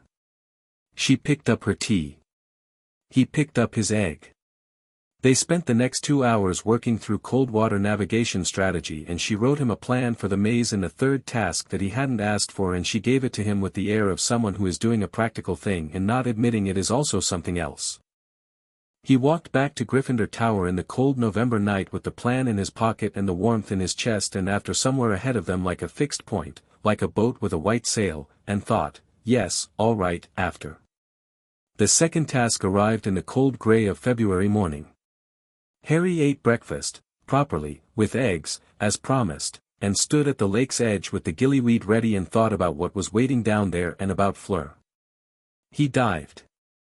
The gillyweed was efficient and strange, his body knowing what to do before he did, gills opening, feet fusing into something fish-like, the lake's cold green darkness suddenly legible. He was 40 minutes in when he found the hostages, Ron and Hermione and Cho Chang and Gabrielle, all suspended in a magical sleep in a ring of mere people. He got Ron. He waited. He thought about Fleur, calculated time, thought about Gabrielle's name and Fleur's particular temperature of voice, and when 47 minutes had passed and Fleur had not come, he went back. He brought them both up. He surfaced holding Ron with one arm and towing Gabrielle with the other, the gillyweed effect wearing off at the shoreline, gasping in the cold February air, and the crowd was doing something loud that he was too busy coughing to parse, and then Fleur was in the water, up to her waist, taking Gabrielle from him and pulling her into her arms, and Gabrielle was awake and saying something urgent in French against her sister's shoulder, and Fleur was holding her sister with the ferocity of someone who has been holding a terror at arm's length for several months and can now put it down, and her face against Gabrielle's hair was not the composed public face and not the precise editor face and not even the unguarded but managing face. It was just Fleur, purely, unhidden. She looked up at Harry, waist deep in a February lake, hair plastered to her face, Gabrielle still pressed to her. "You came back for her," she said. "I said I would," he said. Her expression did the open thing again. Then Gabrielle, apparently having recovered with the resilience of a 7-year-old, turned in Fleur's arms, looked at Harry with enormous grey-blue eyes that were pure Delacour, and said, "You are Harry." "Yes," he said. "Fleur talks about you," Gabrielle said, in precise, carefully constructed English. "Very much." "Gabrielle," Fleur said. "She says she doesn't," Gabrielle continued, unperturbed, with the magnificent immunity to subtext available only to 7-year-olds, "but she does." "Gabrielle." "It's true." Gabrielle looked at Harry with calm certainty. "I like you," she said, in the tone of a child who has decided something and is simply reporting it. "Fleur will also like you. She already does. She is just," she made a complex gesture with one small hand that somehow perfectly conveyed being difficult about it. Harry looked at Fleur. Fleur was staring at the lake surface with the expression of someone who is considering whether drowning themselves is preferable to the current social dynamic. "I know," Harry told Gabrielle, with complete seriousness. "I like her too." "Good," said Gabrielle, and tucked herself back under Fleur's chin as if the matter was settled. The scores came in. Harry and Crumb tied for first again, Fleur third, penalized for not completing the task in time, and Cedric second, and Cedric's expression when the scores were announced had the grace of someone who understood that things had gone differently than he'd hoped and was deciding, with the uncomplicated decency that was characteristic of him, to be fine about it. That evening, by the lake, Harry and Fleur sat on a rock while Gabrielle slept in a borrowed blanket 20 feet away and the castle reflected in the black water and everything was quiet. "You said after," Fleur said. "The tournament's not over," he said. "I know." A pause. But, he agreed. She leaned slightly, just slightly, her shoulder against his, and neither of them moved apart, and the bond was warm and present and everything that they hadn't said yet sat between them like something being built rather than something missing. "Third task," she said. "I know. The maze." She'd given him her plan months ago. "Whatever is in that maze, will be manageable," he said, with the certainty of someone who has survived 7 years of things that were supposed to be otherwise. She was quiet. Then, "Harry." "Yes." I know you believe that. She said it carefully. I also know that whoever put your name in that goblet is not finished. Her voice was even, but there was something underneath it that was the lake feeling again, the fear that she was managing by being precise and technical, and it was late at night and there was no egg to analyze. I am not going to, I cannot tell you to be careful. You will be you regardless of what I say. I'll be careful, he said. You'll be you. I'll be me and careful, he said. Those aren't mutually exclusive. She exhaled, something that was almost a laugh but was carrying too much weight to fully become one. No, she conceded. They're not. He found her hand on the rock between them, not looking at her, and she let him, and they sat by the lake in the cold spring evening while Gabrielle slept and the castle lights reflected in the water, and the bond hummed steadily in his chest, and after sat on the horizon like a sunrise that was going to happen whether or not they were ready for it. He didn't think, then, that the maze would end in a graveyard. He didn't think a lot of things, that quiet evening by the water. But the warmth was there, constant, and her shoulder was against his, and he thought, whatever comes next, I'm not coming into it the way I came into everything before, the garden and the rain and the girl with grey-blue eyes who sat down next to him without being asked and told him what was already his. Whatever comes next, I know who I am. Chapter 5, The Graveyard and the Aftermath. The maze breathed. That was the only word Harry had for it, the way the hedges shifted when you weren't looking directly at them, the way the fog moved against the wind's direction, the way the whole structure seemed less like a garden obstacle and more like something alive that had opinions about who passed through it. He'd been in it for 20 minutes by his own reckoning, which meant nothing in a place where time felt negotiable, and he dealt with a blast-ended scrut with the dispatching efficiency of someone who had better things to do with the next hour, and a boggart that had tried for Voldemort and gotten something else, a flash of a French garden in rain, which his brain had apparently selected as its current worst-case scenario, and which the ridiculous sent spinning into nothing before he could examine what that meant. He found Cedric at the maze's midpoint. Cedric was pinned under a curse Harry didn't recognize, not imperious, something else, binding, a silver light wrapped around him with the deliberate quality of something placed rather than thrown. He was conscious and furious about it in the contained way Cedric was furious about things. Spells anchored, Cedric said, by way of greeting. I can't find the thread. Harry found the thread in 40 seconds, it was woven through the hedge rather than through Cedric, which was elegant in the way that traps designed by people with real skill were elegant, and he severed it with a slicing charm applied at the anchor point rather than at the spell itself. Cedric stood, brushing hedge from his robes. How, the hedge, Harry said. Not you. Come on. They moved together through the next section without discussing it, because the maze didn't allow for extended conversation and because they'd spent enough of the year in each other's company to have established a working understanding. Cedric was good, genuinely, technically good, with the solid wandwork of someone who trained seriously and knew his own capabilities, and Harry found competing alongside him to be a different experience than he'd anticipated, more interesting than adversarial. The third task had been 3 weeks after the lake, and in those 3 weeks Harry had filed several things in the back of his mind for later consideration. The defense professor situation. The way Moody's eye moved through walls, which Harry had noted in September and catalogued as unusual and then recatalogued as specifically unusual after the first hint about dragons. The specific taste of the tournament so far, the way things kept going near wrong in ways that served some unknown choreography rather than just the ordinary hazards of a dangerous competition. He didn't know the full shape of it yet. He knew there was a shape. The golden light was ahead of them, visible through the last hedge opening, and Cedric looked at him and Harry looked at Cedric, and the decent thing that Cedric was made of was visible in that moment, the genuine difficulty of competing with someone you'd come to respect against a prize that you'd worked for honestly. Both of us, Harry said. Cedric blinked. We're supposed to, both of us touch it at the same time, Harry said. You've worked as hard as I have for this. Harder, probably, you didn't get dragged in by someone else's agenda. He looked at the trophy. Hogwarts gets the win. Both of us. Cedric looked at him for a long moment.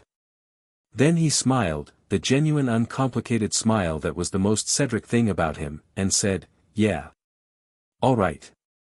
They grabbed the cup together. The world lurched. Portkey travel was, Harry had used portkeys twice before, by now, and it was still deeply unpleasant, the hook behind the navel sensation of being pulled somewhere your body didn't agree to go. They landed hard on dark ground and the cup was in the grass between them and the smell was different, not Hogwarts, not Scotland, something older and more closed in, a graveyard at night, white headstones in rows and a dark tree on a rise and something specific and bad in the air that Harry registered before he understood it. Something moving in the shadows by the tree. Something small, wrapped in cloth. "Cedric," Harry said. Quietly. "Get behind me."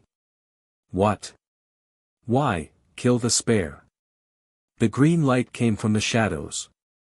Harry was already moving, toward Cedric, not away, because away was wrong and he knew it without thinking about it, but moving toward was too slow by a fraction of a second, and the light hit Cedric's chest and Harry felt the force of it in his own chest, the bond doing nothing because the bond was with someone else, but his chest hurt anyway because Cedric Diggory was decent and had agreed to share a trophy and had 3 seconds ago been alive. He was on the ground. Something pinned his arm to a headstone, Wormtail, he recognized immediately, the silver hand, the small cringing shape that had gotten away in a forest 2 years ago, and then his wand was gone and his blood was in a cauldron and the cauldron was doing things that cauldrons weren't supposed to do, and Harry sat against the headstone with his arm bleeding and his chest aching and something that had been building for 13 years building toward a form in the steam and dark. He was not afraid. He noted this, because it was worth noting. He was many things, furious, in grief for Cedric, calculating rapidly, but he was not afraid, and the absence of fear was not bravado. It was something simpler. He knew who he was. He'd known it since a French garden at age 7, the knowledge growing in letters and visits and one shoulder against his on a rock by a dark lake, and whatever was rising from that cauldron could not touch the part of him that was built from that knowledge. Voldemort rose. Harry had read about him. He'd thought, from the reading and from Quirrell's face and the diary's voice, that he'd have some approximate model for the reality. He didn't. Nothing in 3 years of magical education covered the specific experience of being in the physical presence of something that had chosen to exist in defiance of every natural law governing the exit from the world, something that had become what it was through the deliberate destruction of its own humanity. Voldemort was tall and white and wrongly shaped in ways that were subtle and therefore more disturbing than the obvious, and his eyes were red, and he looked at Harry with an expression that combined genuine pleasure with the specific satisfaction of a conclusion reached. "Harry Potter," he said, and his voice was wrong too smooth, like something practicing the sounds. "Tom Riddle," Harry said. A silence. Something moved through Voldemort's expression, not quite surprise, but its cousin. "Brave," Voldemort said. "Your mother was brave." "She was," Harry said. "I know other things she was, too. You only remember the one part." The Death Eaters in the circle made sounds. Voldemort raised a hand and they stopped. "You are not what I expected," Voldemort said, with genuine assessment in it. "I get that a lot," Harry said. The duel happened the way Harry had always suspected it would happen if this moment came, not as he'd imagined it in abstract terms, but as something with its own specific grammar, its own rules that neither of them had written but both of them were moving within. Voldemort was powerful in a way that was definitional, the word power might have been made for him, for the specific expression of magic he carried, vast and cold and utterly assured of its own authority. Harry was something else. He was fast, first. Faster than Voldemort expected, faster than anyone raised on the mythology of the boy who lived would expect from a 14-year-old in a graveyard, because the mythology was about a baby and a failed curse and a scar, and Harry Potter was not his scar. He was a boy who had been reading since he was 7 and practicing since he was 11 and who had a bond in his chest that made him acutely, instinctively aware of other people's energy and therefore of the precise moment before spells were cast. He felt the connection when their wands locked, the golden thread, the priori incantatem, the echolite, and he understood what it was in the moment it happened, because he'd read about prior incantatem in a theoretical charms text 2 years ago and filed it for later. He understood what it required, too. Not more power, not more volume. Concentration. The sustained, particular concentration of someone who knows exactly who they are and exactly why they're holding on. His parents came from the wand's light. His mother said, "Hold on, sweetheart." Brief. Certain. The voice of someone who has been waiting to say one thing and has chosen this one. His father said, "That's my boy." And laughed, slightly, the way people laughed at something that was both terrifying and wonderful. He held on. He held on until he had what he needed, until the echo ghosts had bought him enough time, and then he broke the connection and ran for Cedric. He didn't leave Cedric. He would think about this later, in the way he thought about the decisions that revealed something about himself, not with pride but with the plain recognition of what had been the only possible option. He levitated Cedric's body and ran for the cup, and 2 spells hit the ground near his feet and he didn't break stride, and he hit the cup and the world lurched again and he was on the Hogwarts lawn with Cedric beside him and everything was noise. He lay on the grass for a moment and looked at the sky, and Cedric was there and not there, and the night was full of shouting, and his arm was bleeding, and somewhere in his chest the warmth was, it was very bright. Brighter than usual. Urgent in a way it hadn't been before. He found out why 17 minutes later. He was in Moody's office. It had taken him that long to understand that Moody's urgency in getting him away from the crowd was wrong, was the specific wrongness of someone who had been waiting for this outcome and wanted to assess it privately. He had the conversation with Moody, who was Barty Crouch Jr., in a state of managed alertness that kept the discussion going long enough for Dumbledore to arrive, and when the Polyjuice potion wore off and Crouch Jr. was restrained and Dumbledore was doing the things that Dumbledore was doing, Harry sat in the chair and put his bleeding arm in his lap and thought about his mother's voice and his father's laugh and Cedric Diggory's face. Then the door burst open. Not dramatically, not loudly. Fleur Delacour opened a door the way she did most things, with the precise application of exactly enough force, but her face when she came through it was not her public face or her precise editor face or any of the faces he'd catalogued over 7 years. She'd crossed, he found this out later, in pieces, from her and from Dumbledore, who mentioned it with an expression that suggested he was still processing it. She'd crossed 3 sets of ministry barriers and 2 aura cordons and a Hogwarts teacher blockade. She'd crossed them at 15. In approximately 11 minutes. She had, according to the aura who tried to stop her at the second cordon and was reportedly still slightly confused about what had happened to him, walked through them with the directed Veela compulsion turned up to a level that should have been theoretical. She stood in the doorway of Moody's office and found Harry in the chair, and something in her face that had been very tight released. "Harry," she said. "Fleur." She crossed the room in 4 steps and crouched in front of his chair, hands taking his face, both of them, cupped around his jaw, tilting his face toward her, and she looked at him with the grey-blue eyes from very close and she was doing a systematic inventory of him with those eyes, his face, his arm, back to his face. "You're hurt," she said. "My arm." I know what it's for," she said, quiet and precise. "I know what happened." She'd felt it. He could see it in her, the echo of the graveyard that had hit her through the bond, the specific bright urgency he'd felt on the lawn. She'd felt him in the graveyard the way you felt something through a wall, muffled but undeniable, and she had moved toward it the way water moved toward low ground, with no decision required. She looked at his arm. She had a basic medical knowledge from growing up with Apollon, who'd had the practical approach to Veela injuries of a woman who understood that waiting for a healer every time was inefficient. Her hands moved over the cut with a muttered spell that cleaned it, and then another that began the slower work of closing it, and the warmth of her hands it was the most real thing in the room, at that moment, in all the noise and the aftermath and the weight of everything from the past 2 hours. Dumbledore watched from across the room without speaking. "You felt it," Harry said. "Yes." Her voice was even. Her hands continued working. "From here?" "Through the wards, yes." She looked up at him. "It doesn't care about wards, Harry. You know that." He did know that. He'd known it in a theoretical way, the way he knew most things about the bond that he hadn't yet had occasion to experience practically. He looked at her face, close to him, and the pain in his arm was fading under her spell and the warmth in his chest was very present, and they were in a dead man's office with the year's disaster mapped out around them, and this was not the after he'd meant, sitting by the lake. But she was here. You crossed the Aurora cordon, he said. 2 of them. Fleur.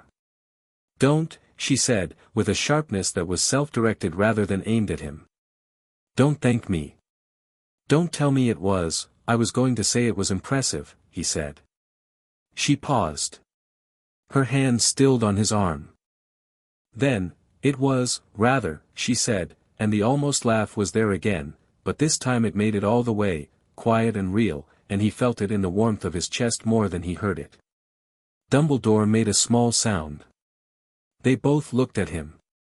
He was watching them with an expression that was doing several things at once: grief, calculation, the particular weight of a man who has been managing a prophecy and a chess board for 14 years and is now looking at an element that doesn't fit the board he made. Then the expression became something simpler: an old man who had just watched a girl cross 2 Aurora cordons for a boy in a chair, and found himself unable to find it anything other than what it was. Fleur, Dumbledore said. Your headmistress will be looking for you. Undoubtedly, Fleur said, not moving.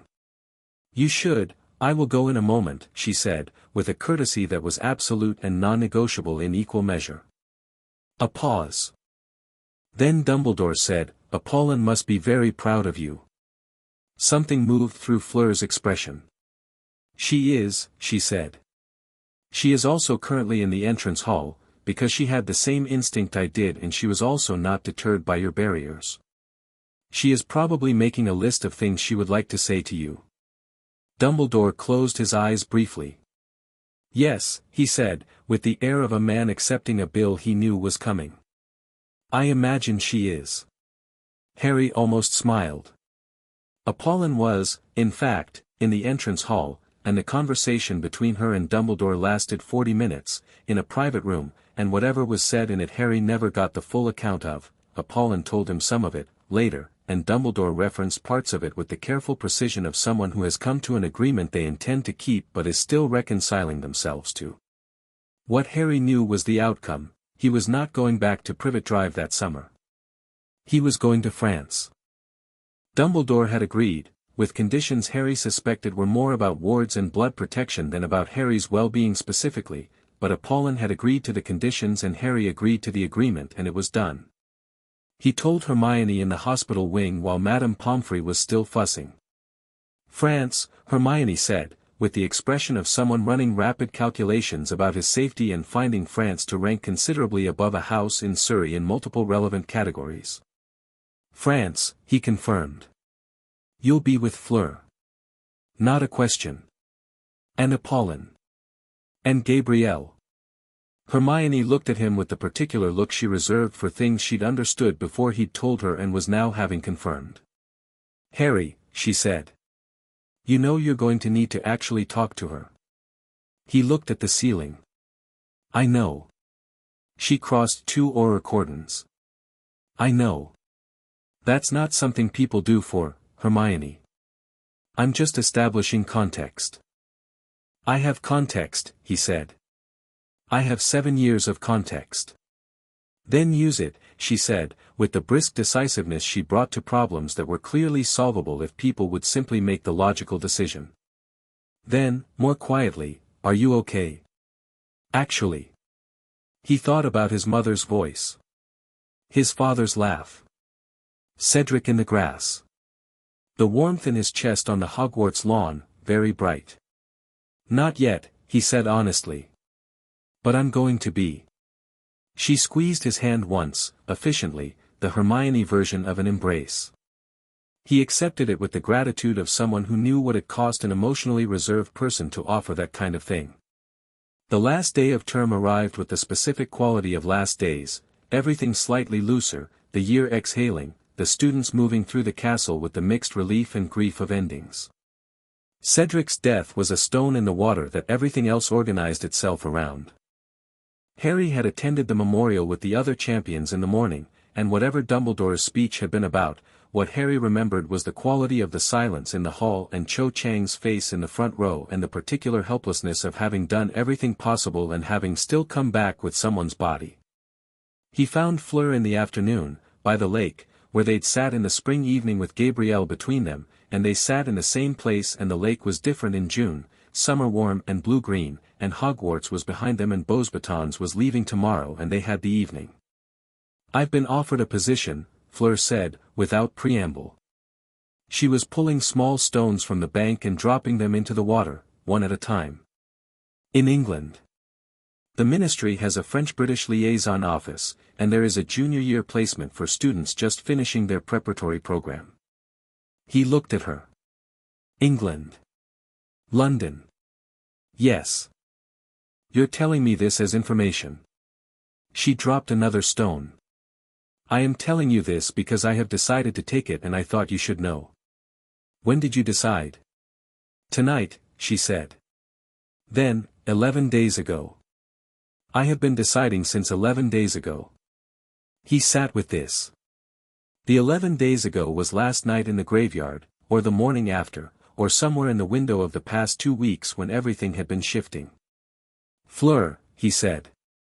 "You don't have to, I know I don't have to," she said, and the sharpness was present but not aimed. "I want to be in England. The position is excellent and the work is genuinely interesting and I will be near enough to Hogwarts to," she stopped. "To?" he prompted. She looked at the lake. "To be less far away than France," she said, which was not quite finishing the sentence she'd started but was honest in its own way. He looked at her profile, the chin that was always slightly raised, the grey-blue eyes on the water, the silver hair the late sun was turning to something almost golden. 7 years and letters and visits and one shoulder against his, and the bond warm in his chest, and her here because she'd felt him in a graveyard and crossed 2 cordons and he was going to France for the summer. "After was supposed to be after the tournament," he said. "The tournament is over." "Badly." "Yes." She was quiet. Cedric deserved better. "He did." A pause. "He was good." "Yes." She dropped another stone. The ripples spread and crossed. "Harry. When I felt it, in the bond, when you were in that graveyard," she stopped. Her jaw was at the set angle. "I have never," another stop. He waited. "I have spent a long time understanding the bond intellectually," she said finally, with the precision of someone who has found the true sentence. "Knowing what it was and what it meant and being sensible about it." "I am very sensible." She glanced at him briefly. "And then I felt you in that graveyard and I stopped being sensible immediately and completely." "You crossed 2 auror cordons," he said. 3, she said. "The third one was very small. I thought it barely counted, but then, Fleur." He turned toward her on the rock. She stilled. "I know what it is," he said. "What the bond is and what it means and all the things you told me when you were 8 and explained it very seriously." A pause. "I know what it means to me, too." "What you mean to me?" "Separate from the bond." She was looking at him now. The precise editor was not present. "Separate from the bond," she said. "The bond found you for me," he said. "But every letter, every visit, every time you read me accurately and didn't pretend you hadn't, that was you. You chose that." "So did I." He held her gaze. "You're my best friend and the person I think about before I tell anyone anything, and you crossed a cordon for me and I would walk into anything for you, and I know we said after, but it's after." She looked at him for a long moment. The evening was warm and the lake was still and Hogwarts was golden in the last light. "That was very well said," she said, slightly strangled. "Thank you. I've had time to think about it." "How long?" "Since the bench in the rain," he said. "More or less." Something crossed her face that was not the almost laugh and not the open unguarded thing and was something else entirely, something bright and certain and slightly undone, and she said, "Harry," in a tone that contained approximately everything they'd been building toward for 7 years, and she leaned forward the small distance remaining between them and kissed him, once, with the precision and certainty she brought to everything that mattered. He kissed her back. The lake was blue and still. The castle was golden. The warmth in his chest it was not the bond's hum anymore, not the background warmth he'd carried since he was 7. It was something that had been building in the hum like a fire in coals, and he'd just understood what it was, what it had always been going to become, and it was very bright and very certain and entirely his. She pulled back. Looked at him. The grey-blue eyes from very close. "France," she said. "You're coming to France." "Yes. Maman will be insufferable about this." "In a good way." "Obviously in a good way." She almost smiled. "Gabrielle will be insufferable in a worse way. She's 7. I think she's earned it."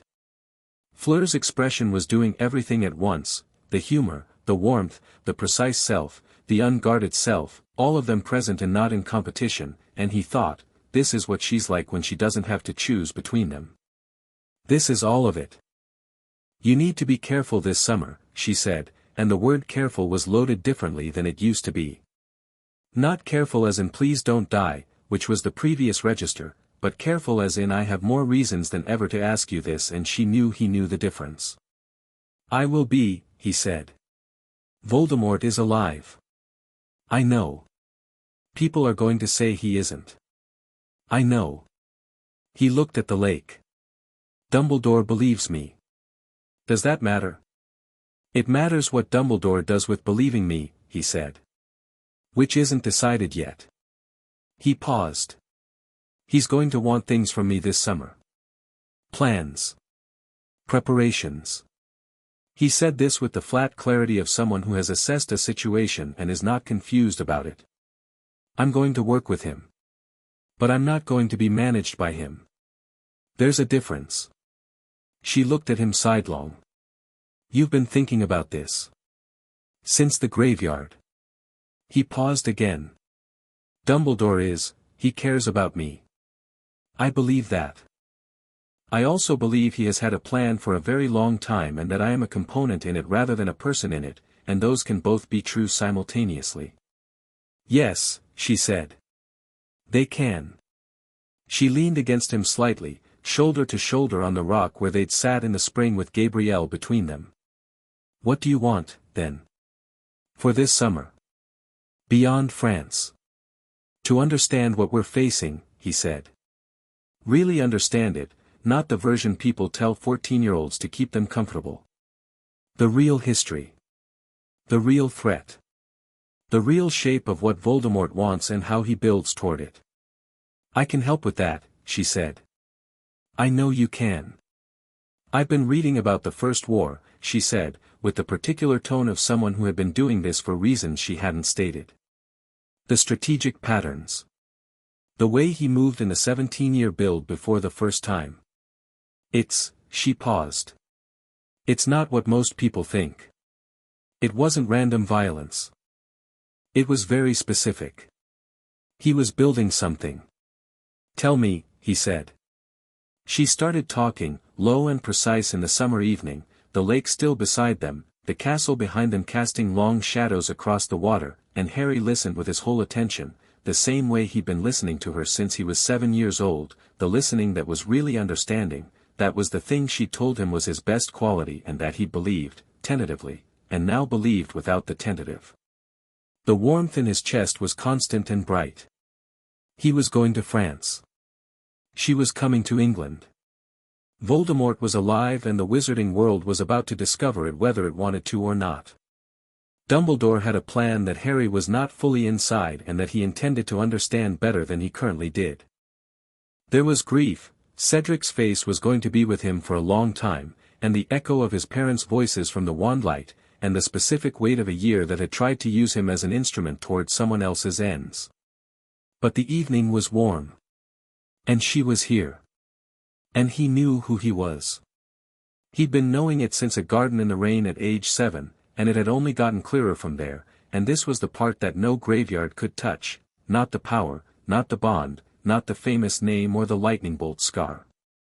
The part that was just him, the boy who asked why, who brought Cedric back, who wouldn't leave Gabrielle in a lake, who had written letters across the channel for 7 years and who was looking at the horizon now with the same feeling as the boat with the white sail.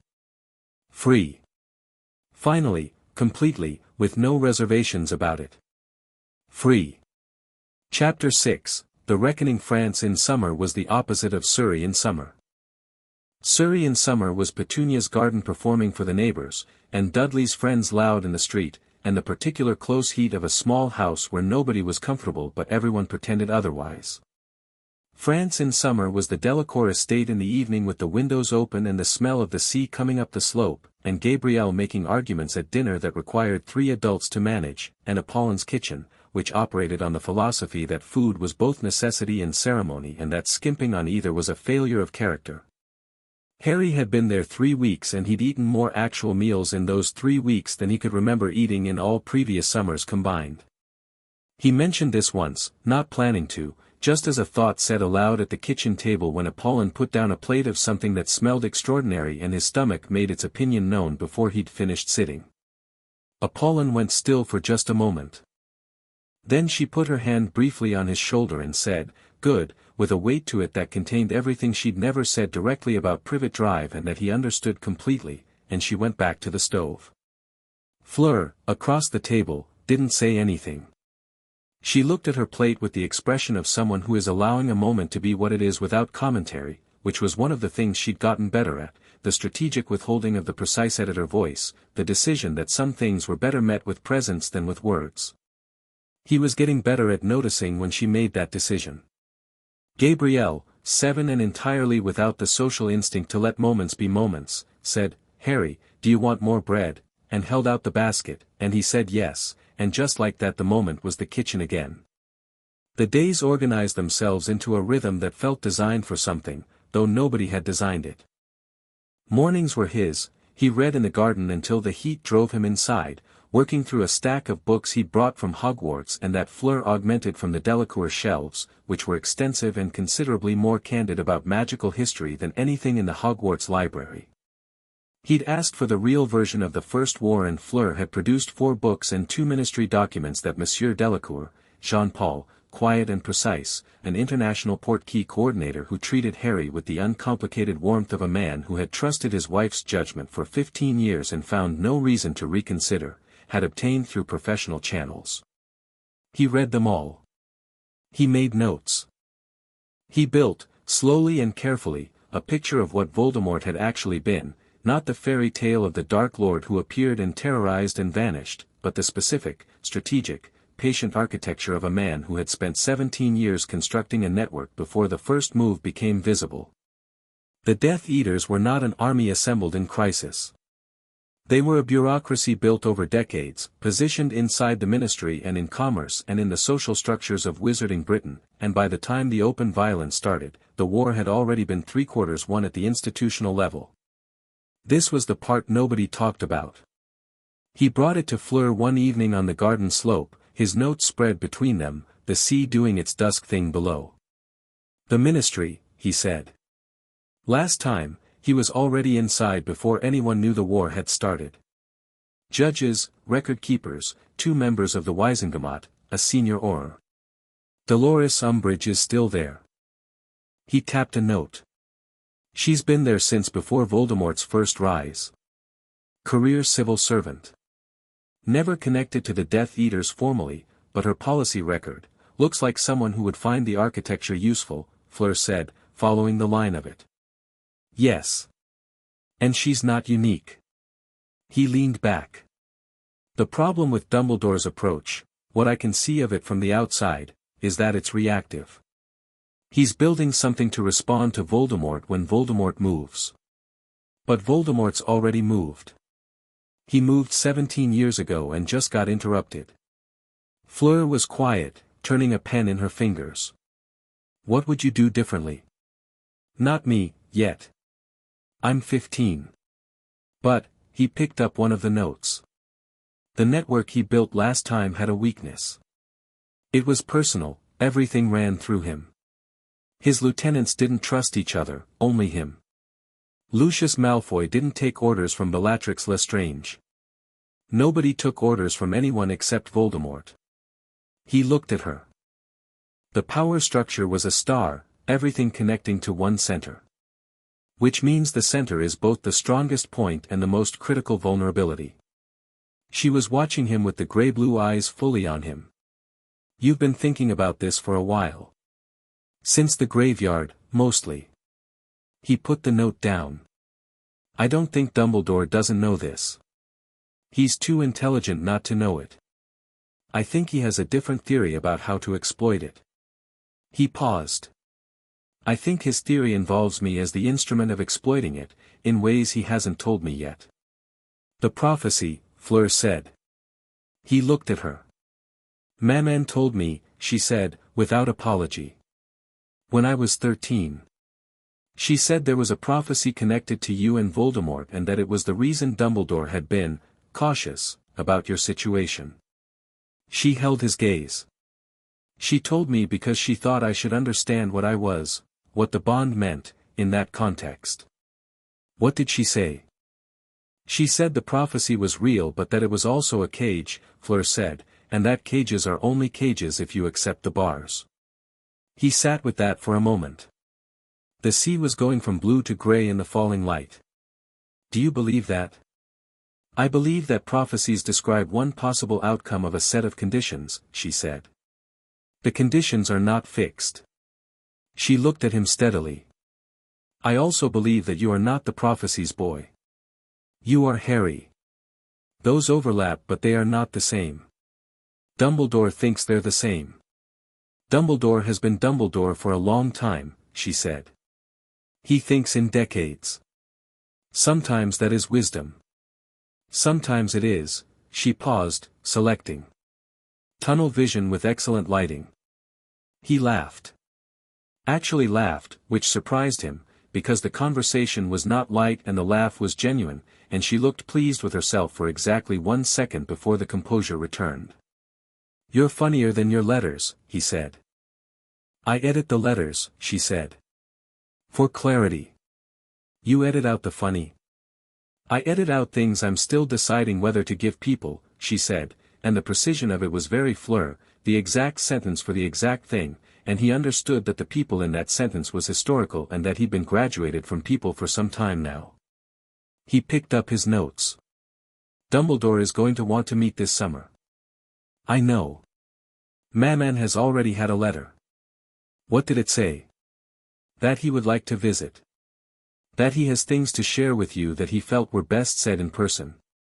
That he hoped the summer had been, she checked her memory, restorative. She said this last word with a slight emphasis that communicated her feelings about its use. When? Next week, if we agree. He nodded. We agree. He looked at the sea. I want to hear what he has to say. And I want him to hear what I have to say. Some of those things might surprise him. Good, she said. The week before Dumbledore's visit, Apollon sat with Harry in the kitchen after dinner and talked to him in the direct, unguarded way she'd been talking to him since he was 7 years old, which remained one of the most reliably unusual experiences of his life. You know about the prophecy, she said. It was after Fleur had gone to meet Mathilde in Bordeaux and Gabrielle was asleep and the kitchen was quiet. Fleur told me she told me, he said. I wanted you to hear it properly, Apollon said. Not around the edges. She folded her hands on the table. I know something about being connected to things larger than yourself by bonds you didn't choose. The Veela inheritance. The bond with my husband. These are not things I selected. But they are mine, and what I do with them is mine, and I have never been only what they made me. He listened. Dumbledore is coming because he respects you more than he expected to, she said. He has been watching you for years and making adjustments to what he thought he knew. That is good, it means he is intelligent enough to update. She looked at him steadily. It also means he has had a plan for longer than you have been alive, and plans of that duration become their own kind of conviction. He will ask things of you that come from the plan rather than from knowing you. What do I do with that? What you have always done, she said simply. Ask why. Understand before you agree. And do not agree to things you cannot agree to simply because someone who cares about you is asking. He looked at his hands on the table. They were bigger than they'd been at 7, which felt obvious but also struck him, sometimes, as remarkable, the accumulating physical evidence of time passing, of having gotten through things that were supposed to stop you getting through them. Apollon, he said. Yes. Thank you. He stopped, because it was the same problem as always, the magnitude of what she'd done was not containable in a sentence, and she'd always deflected his thanks anyway. No, she said, and her voice was firmer than usual. You will say it. I want to hear it this once. He looked up at her. She was watching him with the grey-blue eyes that Fleur had inherited and that Gabrielle was going to grow into, and her expression was the careful quiet expression from the kitchen 8 years ago, when she'd watched a 7-year-old eat soup like it might be taken away. Thank you, he said. For France. For the letters. For coming to Privet Drive. For making me yours to look after when you didn't have to.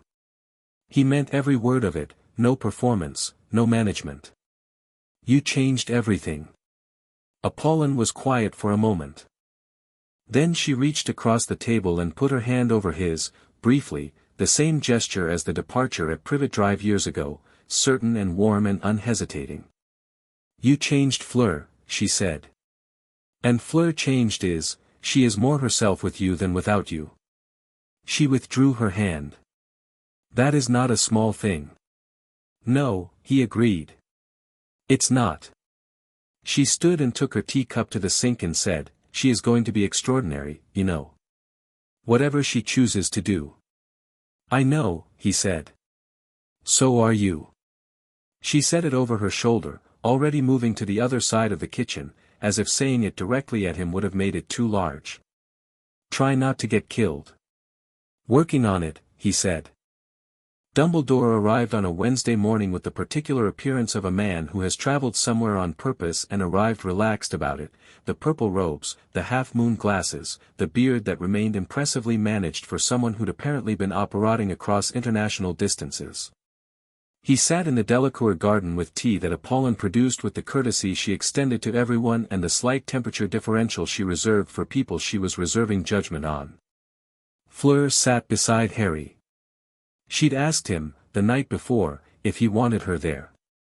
He'd said yes without thinking about it, which she'd received with a nod and no comment, and she was here now, pouring her own tea with the composure of someone who has decided to be exactly as present as she intends to be. Dumbledore looked at them both, and at the composure, and said, You're very like your mother, Fleur. She had that same quality, a room adjusted to her rather than the other way around. I know, Fleur said. She taught me. Something in Dumbledore's expression was warm and briefly sad simultaneously. Then he looked at Harry. How are you? Better, Harry said. I've been reading. About? The First War. Strategic patterns. The architecture of what Voldemort built before the visible part started. He kept his voice even, informational. I've got questions about the Ministry's current exposure level. I think it's worse than people are admitting. Dumbledore's eyebrows moved. It is worse than people are admitting, he confirmed. That is, perceptive, Harry. It's in the historical record if you read it carefully. He set down his tea. You're building something. The Order, I assume, reforming it or building from the remnants. I know about the Order from Sirius. How much did Sirius? Enough, Harry said. He's trustworthy, Professor. Whatever the circumstances of his imprisonment, Sirius Black is not the man the Ministry has on record, and I would like to formally state that so you know my position on it. Dumbledore was quiet. Sirius did not always make wise choices, he said carefully. No, Harry agreed. Neither did you. We can have both be true and still agree that he belongs in the conversation about what comes next. A silence. Fleur was looking at her teacup. Harry could see the corner of her mouth doing something small. Dumbledore looked at Harry for a long moment over his glasses. "You have grown considerably," he said, and it was not a criticism. "I had good teachers," Harry said. "Some of them weren't at Hogwarts." "No," Dumbledore said. "They weren't." He glanced at Apollon, who was sitting in the garden chair to the left with the expression of a woman who is not participating in a conversation and would like this noted. Apollon has always been, considerably ahead of most people in these matters. "She has," Harry said. "Then you'll know," Dumbledore said, shifting, something in his manner becoming more direct, "that what I'm about to tell you is not simple. I didn't expect it to be." Dumbledore set down his own tea. "Voldemort created Horcruxes," he said. "Multiple. The diary you destroyed in your second year was one, though you couldn't have known what it was at the time." He paused. "The creation of a Horcrux requires an act of soul division," Harry said. "I read about it. Hermione found a reference in a restricted text, third year, I borrowed the reference and followed it." He looked at Dumbledore. "How many?" Dumbledore blinked. "You know what they are." "I know what they are." "How many did he make?" A longer pause. "We believe 6 were intended," Dumbledore said carefully. "Which would make 7 parts of a soul, which has a significance in magical numerology that, 6 objects, 7 soul pieces," Harry said. "The diary was one. How many have you found?" Dumbledore looked at him with an expression that was recalibrating in real time. "2 confirmed, including the diary. We believe there are 4 more." He paused. "And there is a possibility of a 7th, an unintended one, that I am still investigating." Harry was still. "What kind of unintended one?" Dumbledore's expression, for the first time in the conversation, carried something he was choosing carefully. "The night your parents died," he said, "when the killing curse rebounded, the violence of that event may have fragmented his soul in a way he did not intend." He looked at Harry steadily. "I believe a piece of it may have attached itself to the nearest living thing." Harry sat with this. He was aware of Fleur going very still beside him. He was aware of the garden and the sea and the tea cooling in his cup. He was aware of the warmth in his chest, the bond's steady presence, and underneath it the specific internal landscape of a person being told something that reorganizes significant structural elements of their self-understanding. He said, "You think it's in me?" "I think it is possible," Dumbledore said quietly. "I want you to know that I am not certain. And I want you to know that even if it is true, it does not change who you are. It is not, it is a fragment of something else, attached to you without your consent or knowledge. It does not define you." "I know it doesn't define me," Harry said. Flat and certain. Dumbledore paused, apparently having expected a different response. I'm not panicking about it," Harry said. "I'm thinking about what it means strategically." He leaned forward. "If there's a piece of Voldemort's soul attached to me, then destroying it has 2 problems. One is that it presumably can't be destroyed without destroying me, which I'd like to avoid. The other is that it means Voldemort has a connection to me, a real one, beyond the scar, beyond the blood magic from the graveyard, and that connection works in both directions." Silence in the garden. "Both directions," Dumbledore repeated, slowly. "I felt him in the graveyard," Harry said. "Not just saw him. Felt him, his emotions, his satisfaction, his fury when the wand connection happened. I thought it was the scar and the proximity. But if there's a piece of his soul in me," he stopped. "I want to learn occlumency. Seriously. Not the way things have been handled at Hogwarts so far, which has been reactive. I want to learn it as a two-way tool." Fleur made a small sound beside him. He looked at her. "Two-way," she said, with the precision of someone following a line of reasoning to its conclusion faster than most people moved. "If I can close the connection from my side, I can also choose to open it," he said. "Selectively. Carefully. You want to use it to see into him, she said. I want to understand the option, he said. I'm not deciding anything yet. Dumbledore was looking at him with an expression that Harry had never seen on him before, something that was not quite surprise and not quite pride and was entirely unscripted, the expression of someone encountering something that has departed significantly from the expected script and is genuinely uncertain what the next line is. Harry, he said, I came here with a plan for how this conversation would go. I know, Harry said. It did not go that way. No, Harry agreed. He picked up his tea. What was the plan? I was going to introduce the Horcrux information gradually, over several conversations, to give you time to process it in stages. Dumbledore removed his glasses and cleaned them in a way that suggested genuine recalibration. I had rather underestimated your preparation. You had information I needed, Harry said. I would have preferred to have it earlier. He said it without accusation, just as fact. I understand why you didn't give it to me earlier. I was younger and the information is genuinely destabilizing and you were managing a lot of variables simultaneously. He put the cup down. But going forward, I would like to be a person in your plan rather than a component. I think I can be more useful that way, and I think you know it. Dumbledore put his glasses back on. He looked at Harry, and then at Fleur, and then at Apollon, who was looking at the sea with the particular expression of a woman who has stayed out of a conversation precisely because she knew exactly how it would go.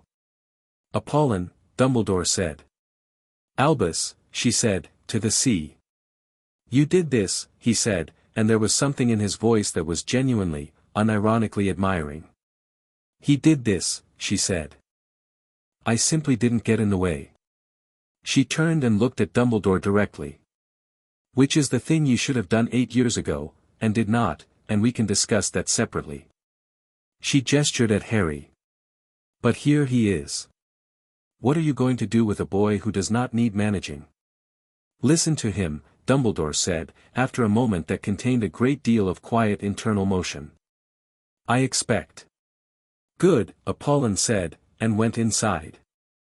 After Dumbledore left, 3 hours later, having covered Horcruxes in considerably more detail, a clemency instruction, Sirius's formal inclusion in whatever organizational structure was being built, and a frank exchange about the Order's current membership and its reliability gaps that Harry had driven more than Dumbledore had planned, Fleur and Harry sat on the garden slope and said nothing for a while. Below them, the sea. He'll adapt, Fleur said eventually. He is adapting, Harry said. He was adapting in real time. You could see it. He's not used to me, Harry said. Not with vanity. Just observation. He's used to the idea of me. The prophecy version. The boy in the cupboard who grows up not knowing anything and has to be guided. He watched the water. That version was always a strategic liability. Someone who doesn't understand their situation can't make genuine choices in it, they just do what they're told and hope the person telling them has good intentions. He has good intentions, Fleur said. I know. That's not sufficient on its own. He glanced at her. You know that. Yes, she said. I know that. The summer light was going long on the slope, the way it did in France in late July, the golden hour stretching further than it had any right to.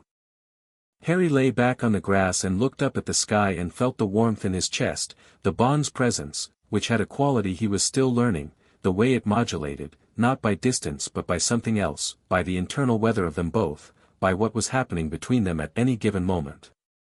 Right now it was warm and steady and very present, which he'd come to understand was its normal register when Fleur was near and neither of them was in danger. The Horcrux, she said. She was still sitting up, looking at the sea. I know. If it's in you, I know. There will be people who say, she stopped. There will be people who say I have to die, he said, because he'd thought it already, the complete thought, and letting it be a half-thought was less useful than having the whole thing. To destroy the last piece. He paused. Dumbledore didn't say that. But he almost said it. She was quiet. I'm not going to, he said. Die for it, I mean. Not because I'm afraid, I'm not afraid of it. But because there's always another option and I haven't found it yet, and I'm going to find it before I accept that particular framing. He looked at the sky. I found gillyweed in a botany text. I'll find something for this. I'll help you find it, she said immediately. I know you will. She lay down beside him on the slope, shoulder against his in the way they'd been doing since before they had a name for what it meant. The grass was warm. The sea was blue. Harry, she said. Yes. I've been thinking about the bond. She said it to the sky, not to him. What it is. What it's always been. A pause. When we were children I explained it to you as a recognition, the Veela finds the person, what you do after is yours. She was quiet for a moment. I've been thinking about the second part of that. What we do after, he said. What we've already done, she corrected. Letters, and France, and the lake, and the cordon, he heard the slight self-mockery in the cordon, the acknowledgement that she was aware of her own extremity. What I'm trying to say, she stopped, started again, which was unusual for Fleur, she didn't usually need multiple attempts. The bond found you for me. But I would have found you anyway. Some version of this, whatever we are, I would have found it without the bond. I'm certain of that. He turned his head to look at her. She was looking at the sky. I know, he said. She turned her head and they were looking at each other, very close, on the warm grass. Do you? You told me when you were 8, he said. The bond finds the person. What you do after is still yours. He held her gaze. You've been choosing it since the bench in the rain. Every letter. Every visit. The cordon. He paused. So have I. Something in her eyes went very certain and very soft simultaneously, which was a combination he'd come to understand was uniquely hers, the certainty and the warmth not in competition but in complete accord, and it was one of the most specific things about her, one of the things that was only visible when she was being fully herself with no version of the editor in attendance. Yes, she said. Exactly that. He reached over and took her hand on the grass between them, the same reaching that she'd done on a wet bench 8 years ago, the same unceremonious practical gesture, and she let him, and they lay on the slope of her family's garden in the French summer with the sea below and the sky above. Voldemort is going to move soon, he said. Not today, she said. No. Not today. What is today, then? He thought about it. A Horcrux in his chest. An old man adapting his plan. A war being built in the institutional architecture of a world that didn't want to see it yet. Cedric's face and his mother's voice and his father's laugh. Ron and Hermione at Hogwarts, somewhere, probably arguing about something and finding common ground in the argument. Sirius in a safe house somewhere, the wrongful conviction of 12 years sitting on him like a weather system he couldn't outrun. All of that was true. All of it was waiting. But also, the warmth in his chest. And the sea. And her hand in his. Today is France, he said. She looked at him. It's good, he said. The being here. I want to just, be in it. Today. She was quiet for a moment. Then, yes, she said, and something in the word had the quality of a long exhale, a setting down, the particular relief of someone who is very good at holding things and is being given permission to put them on the ground for an hour. They lay on the slope until the sun went low and the sea went from blue to gold and the kitchen light came on in the house behind them, and Gabrielle appeared at the garden door and shouted something about dinner in the mixture of French and English she deployed for maximum reach. They went in. Dinner was loud. Gabrielle had opinions about a story she'd been told at school that contained, according to her, 3 factual errors about mermaid anatomy, and she was articulating these with the focused energy of someone who has been waiting all day to make these points to a qualified audience. Jean-Paul listened with the patient attention of a man who had been parenting Gabrielle for 7 years and had learned that the most efficient approach was to let the argument run its natural course. Apollon made additions to the mermaid anatomy discussion that were surprisingly specific and that Gabrielle received with the vindicated satisfaction of a child whose research has been externally verified. Harry ate, properly, with more than eggs, and listened and felt the warmth in his chest, constant as ever, and felt the particular quality of being inside something, inside a life rather than adjacent to it, that he'd been learning the shape of since France first and now understood more fully. Later, at the table with the plates cleared and the kitchen warm and Gabrielle argued to a standstill on the mermaid question and finally taken to bed by Jean-Paul with the cheerful protest of a 7-year-old who knows she's losing the negotiation but is committed to the principle, Apollon poured tea and set a cup in front of Harry without comment and sat down. "You look different," she said, observationally. He looked at her. "Different how?" "When you were 7, she said, you sat on my bench in the rain and you had the look of a boy who had learned to be small." She wrapped her hands around her own cup. "It was very careful, that smallness. Very practiced." "I know," he said. "You haven't looked like that for a long time," she said. "But tonight you look particularly," she paused, finding the word. "Settled." "I had a good day," he said. "You had a hard conversation," she said. "And a good day. Those aren't mutually exclusive either." She smiled, which was the real smile, the one that wasn't Apollon being warm but just Apollon, unmanaged, and it was the smile he'd seen her give Fleur and Gabrielle and Jean-Paul but rarely directed at him, and it landed somewhere in his chest alongside the bond's warmth and felt like being seen. Fully and completely. "No," she said. "They are not." He went to bed that night with the notes from Dumbledore's visit and the new information sorted into the mental folder that had been building since the graveyard, the real shape of things folder that was getting denser and more organized with every new piece. The Horcrux in his chest was in there, flagged and awaiting the solution he hadn't found yet. The Ministry exposure level was in there. Voldemort's star structure and its central vulnerability was in there. Umbridge's name was in there with several question marks. He lay in the dark of the Delacour guest room, an actual room, with a window and a view of the garden slope and the sea beyond, and went through it systematically, the way he went through things that needed thinking. Then he let it go, because it would be there tomorrow and so would he. The warmth in his chest, constant. The sea audible through the open window. The garden he'd wandered into 8 years ago because the rain came down on a coastal path and a wall had a gap in the mortar, and a girl had sat down next to him without being asked and told him what was already his. He thought about what Fleur had said on the slope, "I would have found you anyway." He thought about his own version of the same truth, that every choice had been a choice, that the bond was the start of it but the choosing had been daily, in every letter and every visit and every year of building something real across the channel and the distance. That you could be found by something and still choose it. That those weren't in conflict. He thought about going back to Hogwarts in September and what that would look like, who he would be walking in as, not the boy who didn't know he was famous, not the boy whose name was in the papers every summer for something new, not the boy the prophecy had earmarked. Just Harry. With his friends and his wand and his bond and his notes on the real shape of what was coming and the absolute conviction that he was going to understand it fully before he had to face it. He thought about Cedric, briefly. Paid the thought the respect it deserved. Then he thought about the boat with the white sail.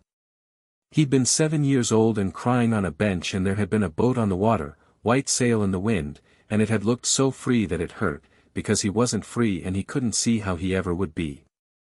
And then a girl had sat down next to him and something had clicked into place in his chest and he'd gone into a kitchen and eaten soup and looked up and found someone watching him with careful, knowing eyes, and something had begun.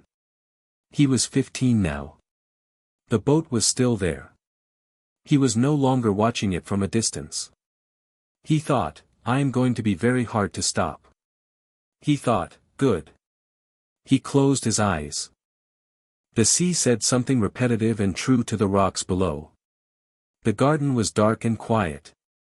In the room down the hall, Fleur was sleeping or reading or lying awake working through her own version of the same sorted folders, the same calibrations, the particular inner life of someone who had been building towards something for years and could now see the shape of it clearly. They were going to be extraordinary. Both of them, separately and together, in all the complicated ways that together was going to require and all the straightforward ways it already was. The war was coming and they were going to be in it, not managed into it, not maneuvered, but choosing it with their eyes open and their hands steady and the full knowledge of what they were walking toward. But that was tomorrow. Tonight was France. Tonight was the sea through the window and the warmth in his chest and the sound of the kitchen going quiet below as Apollon turned off the light and went to bed, the house settling around him like something that knew him, like something that had been waiting, like a place where things were different and always had been. He slept. Outside, the tide came in. The Veela's chosen will continue.